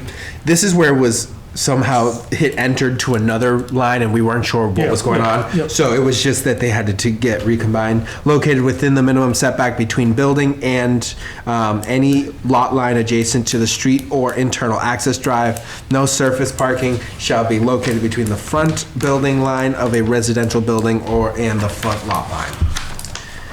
And then the next. Wait a minute. Can't park in front of the building. Yeah, no, we don't allow that under our bylaw anyways. Whether or not we do it in practice is something totally different. Yeah, our bylaw doesn't allow that. I understand. And so that's why, so under section 9.1, that's where that also falls in. And then the added, where practicable, structured parking in a separate parking garage shall be located at least 20 feet behind the front building line of the multifamily dwelling on a lot. And I have So a that was question, the added if you don't mind. It's the line of the front of the building, at least 20 feet back from there, not the line of the rear of the building plus 20 feet. Correct. Okay. And may I ask another question, please? Yes. Excuse me, Mr. Chair. Is it the purview of the planning board to, I don't know if it's a waiver or if it's an acceptance of no parking in the project on the property? No, so based on how our, the calculations are right now, we are at least one parking space per unit. Thank you. Per residential unit. Yes. Thank you. Yeah. Yeah, because commercial and resident, and those will have its own calculation based on. Right. Of note, though, the EOHLC guideline says that the you can't require any commercial parking So this is, for residential multifamily. yeah, so If this it's is a mixed. mixed use. If it's mixed, that also eliminates our ability to have any commercial parking. I would have to ask the town council. That's why I don't refer to any commercial parking in here. I know, but in the EOHLC guidelines, it does say that you can't require Parking for commercial? commercial. We don't, no. Yeah, we're not requiring them on here. Not in the residential. Yeah, but we don't require it now, don't we? Yeah, we, Now we have no, what's the flip in town? If you're in downtown, if in this district, if you're in downtown. There is no required parking. There's no required parking, yeah, correct. but there is for residential, but not for There is for commercial. residential, but not for So commercial. we kind of have that now, yeah. In form-based code. In the form-based code, correct. Okay, I thought we were requiring some parking for the DMG application, It's a residential. That's a residential. but the commercial side didn't require any. Technically not, I don't No, believe. well, They did because of the restaurant they use. did because of the restaurant. That You was put a restaurant in, that requires it. because you can't, there was no way they would have been able to, based on calculations of how, under the form-based code, Yeah. if you have a restaurant, there's no way you're gonna provide, you're not gonna have on-street parking, so that's why they had parking for it. Yeah. I would just check with the EOHLC guidelines. Yeah, so this we have to follow the guidelines, that's what number 1 says, on the purposes. We have to follow the guidelines that's set forth in the zoning act. Town council has reviewed this, so we're good, that's why, and we're not requiring any commercial. So remember, this will also fall under an MOD, not under the form-based code, so it'll have its own set of rules. And these are the rules. So in this section, if you apply under the MOD, you would not be required to for the commercial. Right. Yeah. Was there an edit? I'm in agreement with you. Was there an edit under I? Yes, so under I, sorry. No special permits required, if I remember. Yes.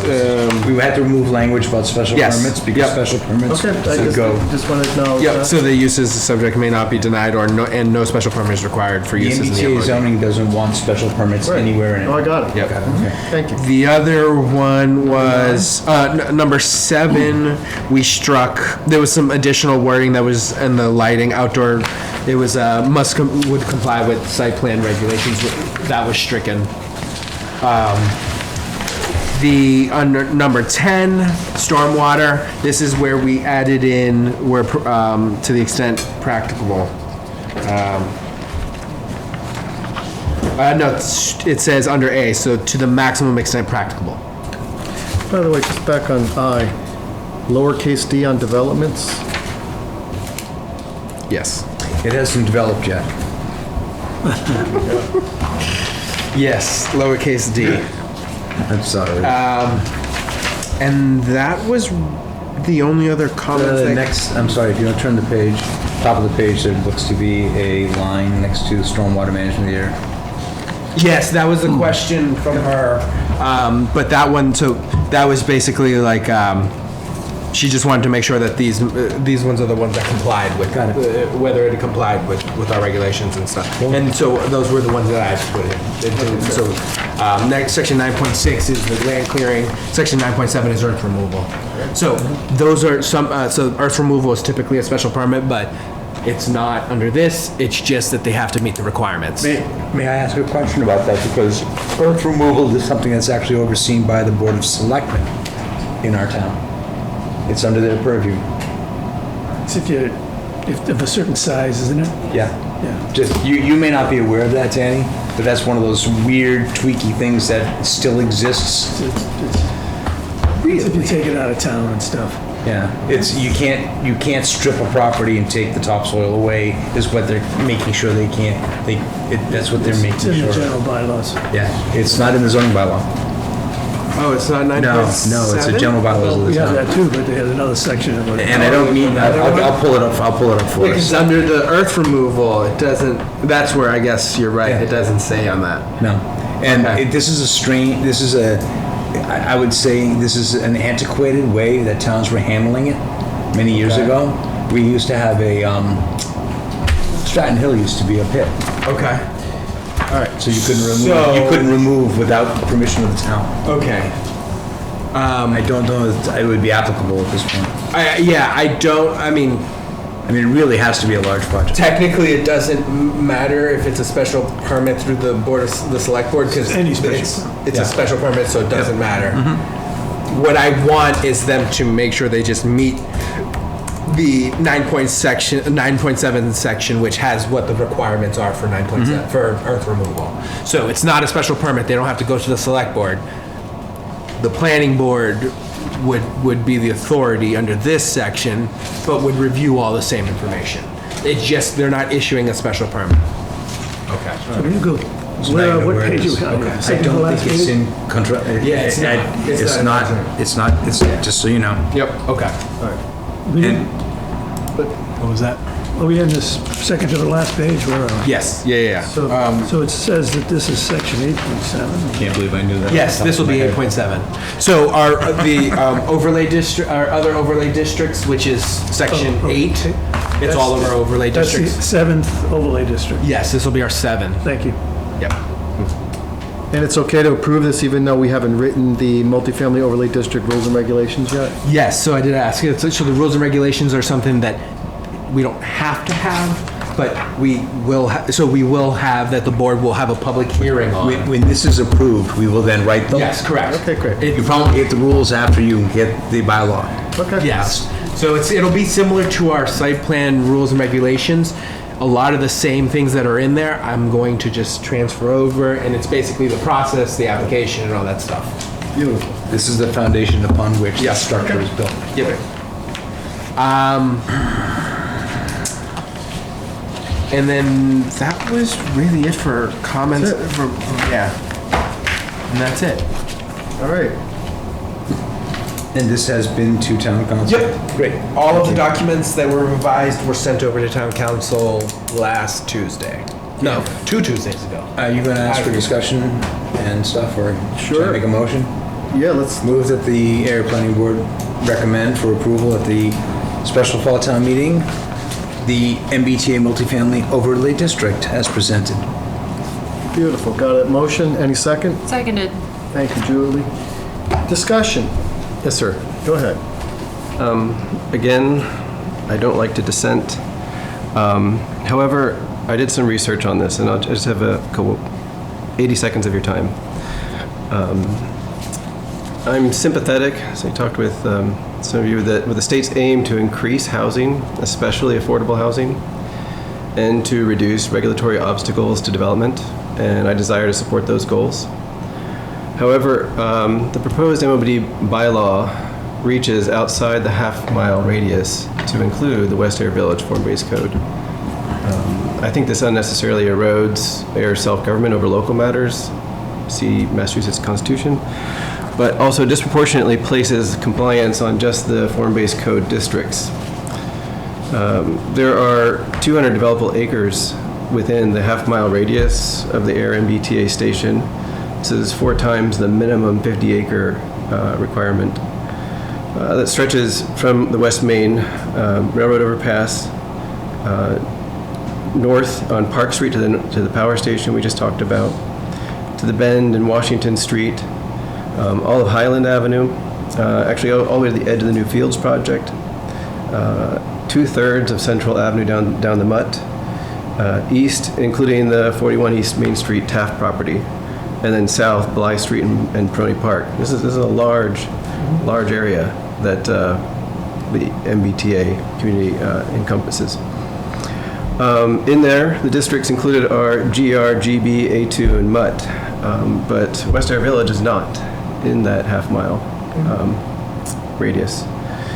The EOHLC guidelines 5.d permits 2 or more districts to cumulatively meet Section 3A's requirements in 40A.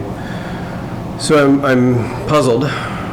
Why is the burden of compliance placed only on the form-based code districts and not on the included GR, GB, A2, and Mutt? This inequality is my concern. I don't think that Ayer should give up restrictions on the West Ayer Village when there is room inside the half-mile radius to put this overlay.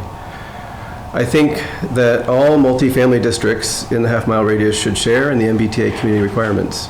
And because I live in that half-mile, I live in the general residence district, I don't think it's right for my neighborhood to escape the MBTA community requirements.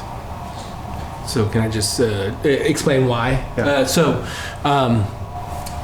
The form-based code meets the requirements of what the MBTA district has to be, which is 15 units per acre. So the other zoning districts don't meet those. So for us to allow it within those other zones, we'd have to make very large zoning changes to our bylaw to every one of those zones to allow it to meet that 15 units per acre. And there's hold on. You got it? And that's really the biggest hurdle, is to try to meet the 15 units per acre. Form-based code already meets that. So the way we intended it was, we would have, and the reason that the West Ayer Village is in it is, like you said, you're allowed to have multiple districts. So the 40%, at a minimum of 40%, which is our downtown Ayer, the form-based code. You're under the 250. Yep. And then the West Ayer is the additional that we need. Those already meet it, everything that is required within it.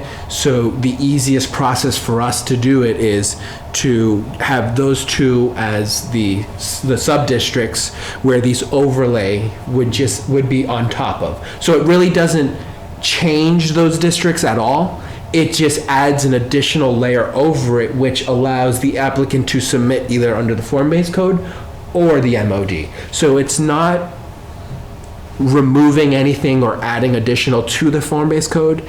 It's just an overlay district. I know it's a little bit confusing in how you explain it, but the form-based code is the underlying district. It'll still exist. People can still apply under that. The MOD will be an overlay district that is separate process, separate application, and separate requirements that people will apply to, only for multifamily and mixed use. So if you have just a commercial project, you're only going to apply under the form-based code. You're not going to apply under the MOD. So a mixed use. Or a mixed use, yeah. Or a mixed use prescribed use. A mixed prescribed use. So that was our reasonings behind why, and we went through MRPC, had them check, there's a very large template that they go through, checking which zones meet it, which ones don't. Yeah, I think what you're doing is legal. I just think that it's, there's an inequality in how it's being applied. And so... And I don't understand the difficulty of applying it to GR, GB, HC. So that's the difficulty is we have to by the end of this rezone. Yeah, so by the end of this year, you can't get the density, the 15 units per acre. Yeah. Yeah. So there'd be multiple things we'd have to change. Is within our bylaw we have density under site plan review for certain calculations. Under the form-based code, that's the only one outside of all of our other zones where it doesn't have that. So that's why our 15 units per acre, we're met. If we had to do it in the other zones, we would have to change our bylaw under site plan review. We'd have to change the zones, our zoning map under that. We'd have to change more under site plan regulations. There's a cascading effect of changes that would have to happen before the end of this year. And I'm not, I'm not in a, it's good. In a position. Well, good. Okay. Good. Okay. And if I can remind you, when the MBTA zoning came out, 2 communities were perceived to have already passed and made the grade. Right. There was a court case that happened with a town east of us, and that court case brought about another wrinkle. Yeah. So we went from being provisionally approved Yeah. to, you ain't gonna make it. Which is unfortunate. That is frustrating. Okay, it is frustrating. So and if you flip the coin over and look at what the impact on us is, and I really do believe this is an important piece to have in the presentation, is the amount of grant funding we would not get. Yes. West Main Street, we wouldn't get it. Okay. Yeah, it's serious. So that's important to It's a people here. serious But I just wanted, yeah. Oh, that grant money is huge. And believe it or not, Can't I don't see like your voting name. for an I overlay. just think it's a way. I hate them. All right. But great. I'm going to take the medicine and move on. Like I said earlier, it's an iterative process. Is there someone on Zoom? No, They left. They left? Yeah, Alicia was on. Oh, okay. No, never mind. Janet, did you have any comments to make? No, I'm fine. Is there any further discussion? No? Hearing none? Jeff, how do you vote? Aye. Nathan? No. Julie? Yes. Ken? Yes. Chair votes aye. Whew, thank you, everybody. That was a lot of work on these two. Mr. Chair. Zoning map Couple more and things. definitions. Oh, zoning, So the, we make that fast? Yeah, so nothing changed on those two, so we can vote on those separately. All right, let's do it. Which one do you want to do first? Let's do with the zone. Let's go with the definitions. All right, I make a motion that we recommend the definitions as described in our agenda for affordable housing and Air Affordable Housing Trust. Okay, Any further discussion? I have a question. If you look in section, let me pull this up, I'll point it right to you. Since we're being, this is what I just sent you. Jonathan, I'm really sorry, but I need to let my dogs out, and you don't need me, so I really have to go. Good night, Kathleen. It was good to Thank see you, you. Kathleen. Sorry. No. Hey, good night, Kathleen. Now we know who let the dogs out.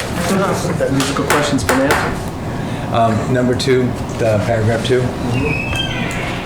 The trustee has approved at, we have duplicate wording again. You're right. You're right. I did make a change. That was sent over to town council, removing that. The Thank at you. approved. I just wanted to make Yep, sure. yep. I just sent that to you Yes, highlighted. yes, Thank you. that was actually am removed. perfectly happy. In the revision to send to I town am council. perfectly happy. Okay, great. I just was specifically worries. talking about No the worries. fall and Yeah. spring one. No worries. Yep. Any further discussion? Hearing none. Ken? Yes. Julie? Yes. Nathan? Aye. Jeff? Aye. Chair votes aye. And then the final thing? Zoning map. And what does that look like? Just It shows the, I can pull it up right here. It just shows the overlay district. So we just need to Motion to recommend the amendment. Yeah, go ahead, Jeff. Move to recommend the amended zoning map that illustrates the overlay district should the bylaw be approved. Yeah, would be approved. Great. We have a motion. Do we have a second? Second. Any further discussion? Hearing none. Ken? So that's not the revised map, that's the map that's up there now, right? This is the MBTA overlay district, yeah. Yeah. It's not shown in the overlay districts. Yes, it does. Yeah, that's Right here, sorry. right. My error. So there's 6 overlay districts, but we only need to highlight 4 of them. Yeah, floodplain overlay district is not shown on there because it's a FEMA map. Yeah, okay. And aquifer protection. We added that, I think is on that's there. up there, yeah. All right, cool, thank you. Yeah. It's getting to the point where we can't see the map underneath that cross-hatching. All right. Any further discussions? Ken? Aye. Julie? Yes. Nathan? No. Jeff? Aye. Chair votes aye. Thank you. Great. We're now to close the public hearing. Oh, I need a motion to close the public hearing. So moved. Seconded. Any discussion? Hearing none. Ken? Aye. Julie? Yes. Nathan? Aye. Jeff? Aye. The chair votes aye. Project status updates? And if anyone knows, but there is going to be a ribbon cutting for the Newton Street project behind us. I know it's not a project that planning board is involved in, but there's going to be a ribbon cutting Friday at 11, I believe it is. Also, I've had discussions with Jonathan for October 8th. We will be having, what are their names? Hat and Oh, Pat and Ron. Yes, Pat and Ron. From New England Real Estate to talk about, I asked them to give us their perspective on residential real estate, where it is in Ayer and where it's going. What date again? That is October 8th at our Tuesday meeting. Yeah, so I'm very excited. They're both. Yeah, it's at our meeting. They're both enthusiastic about it, and if you know Ron and Pat, as many of us do, they're well informed. They often have interesting things to say. So I'm looking forward to that very much. Yep. And then Jeff did mention on October 7th, there will be a joint meeting of the Affordable Housing Trust and the Affordable Housing Committee with a presentation on the small cottage bylaw, and wanted to open this up to have the board attend as well. If we're going to have, because we will already have 2 members. If we have one more additional, I will need to have post an agenda for that. So I just need to know if anyone else will be attending. And if I may give you a little more information, and I'll send an email out about it. I have it. You have the information on it? Yes. Okay. It's a good program. I have it too. I haven't had a chance to look at it. I was doing my best today to get the word out. If you can send that to me, I'll send it out to everyone else who may not have it. You've already got it, Dan. Janet sent to you earlier. Oh, okay. It's what came from Janet, Okay. exactly. Okay. That. Okay. Okay. Great. Okay. So yes. So we will have, and I just need to know if you'll be there. Okay. So I'll post an agenda. It'll be agenda. I'll be away those 2 days, actually. Okay. So you're not going to be at any of October meetings. The first one's up, the second one will be at, but not. Oh, okay. Okay. Oh, you so won't the be at the 7th or the 8th. Okay. Won't be there on the 8th. Okay. Won't be there on the 7th. You won't be there on the 7th. Okay. So we don't. So we'll have We're not one, going to two. Stratton Hill, which is No, good. Stratton Hill is 22nd. It's the 22nd. I'm just Are wondering. you going to attend this? Let me know. I think so. I just need to Probably. know by. Because I have to attend in post. person. Can I attend by Zoom? Just post it anyway. Yeah, you can attend by Zoom. Yep. Yeah, okay, good. I just need to know just the put- latest by Thursday, October 3rd. Yeah, I think I will. So let's put- Yep, it'll be on Zoom, so you don't have to actually be there in person. Okay, great. Then the other item I wanted to bring up was on October 22nd, the Fields will be coming in for an informal meeting to give you guys a quick presentation. We had a meeting, when was it, Thursday? Yes. Thursday. We had a meeting with them. They showed us a preliminary plan. Looks very nice. I think the board will be very happy with it, especially with what they're proposing, how much open space, possible trails, connections. So there's And just remind us where that property is? So this is, I can show you on the plan. It is right in this, right here, right in this area. We walked. It's the old, it's right behind the Neshoba, South of, it's south of the original hospital in Yes. town. The first hospital that closed in town. Yes, assisted living. Yes, assisted living. Yes. Yep. The first hospital that closed in town. East of it. Yep. So it'll be it's about, I forget how many acres it is, but it's a big parcel. And if I may, this was in front of the planning board when I first joined. Oh my God. Yes, Emily's Way, right? Yeah, Emily. Oh, Cannot it's a say- resurrection. That's what it was called. It was Emily's Way, but they bought the Hudson properties and they're combining it. That was the thought. They were bringing it to us without actually being in control of Okay, the we'll property. talk about it then. Yeah. Yep. So that's coming on October 22nd for an informal meeting. It'll just be under the first items under general business. Great. So we don't have many meeting minutes to discuss tonight, but we do have to discuss a volunteer to represent the planning board on a special working group or subcommittee regarding. Yes, so 71 the select Sandy- board designated a working group for 71 Sandy Pond Road. I am on it, and I need a planning board member on it. I'm vocally When will it upset start? at the amount of times the planning board is asked to serve on many boards. And I think at some point the town, and I'm voicing my dissent often, but I would like it said back that I understand why it's important, but I think at some point it's getting ridiculous. Yes. Thank you. I understand. I appreciate the projects When and I will it appreciate start? what we're doing, but we need I to don't know stop the date. saying a board member here needs to be involved. can send out an But email. anyone's welcome to step up. I'm not saying that, but So I take it you're not interested? I'm interested, I'm very interested, but I'm also on CPC. We got you, we're not judging you. And if the town would stop asking us to represent all other boards, I love this one because it's close to my house and I That's would what I love thought, to. yeah, because it's close to your house, yeah. But unfortunately, they've already asked me too many times. And it's interesting, without the emotion, I would say a similar thing. The planning board is often tagged, similarly the select board is also tagged to take on multiple responsibilities in their terms. And it's often done without realizing what it is we all do. I mean, I can... So, I'm gonna make this simple. The stormwater utility group is gonna come to an end. So I'm gonna have the time, I'll do it, period. We're done. Thank you. You're welcome. I nominate Jonathan Krantz as the representative of the planning board to the 71 Sydney Pond Road Building Committee. Second. Third. Any further discussion? Hearing none? Aye. All in favor? Aye. Thank you, Jonathan. Can I That was vol- my way of saying thank you. Can I volunteer to be on a trial of the new technology version of this? Oh, Or is that gonna mess you up on counting? No, we just want to have a quick conversation. So here's the way I feel about this. Wait a minute, okay. This wasn't on the agenda, right? Not on the agenda. No, it's. We discussed it at the it's- agenda and there's no asked that actual we business discuss it. here. It's- So it's just I has to have do no with problem business. with the application, anything that's an ordinarily an 8x10, fine. Memos, et cetera, descriptions, not acceptable for the site plans. I need to see those on paper. So when it I comes got to it. site plans, that is not an issue for me. All right. It's, All the other stuff. I came down with my hands full. I'm so like what? this, It's and So what?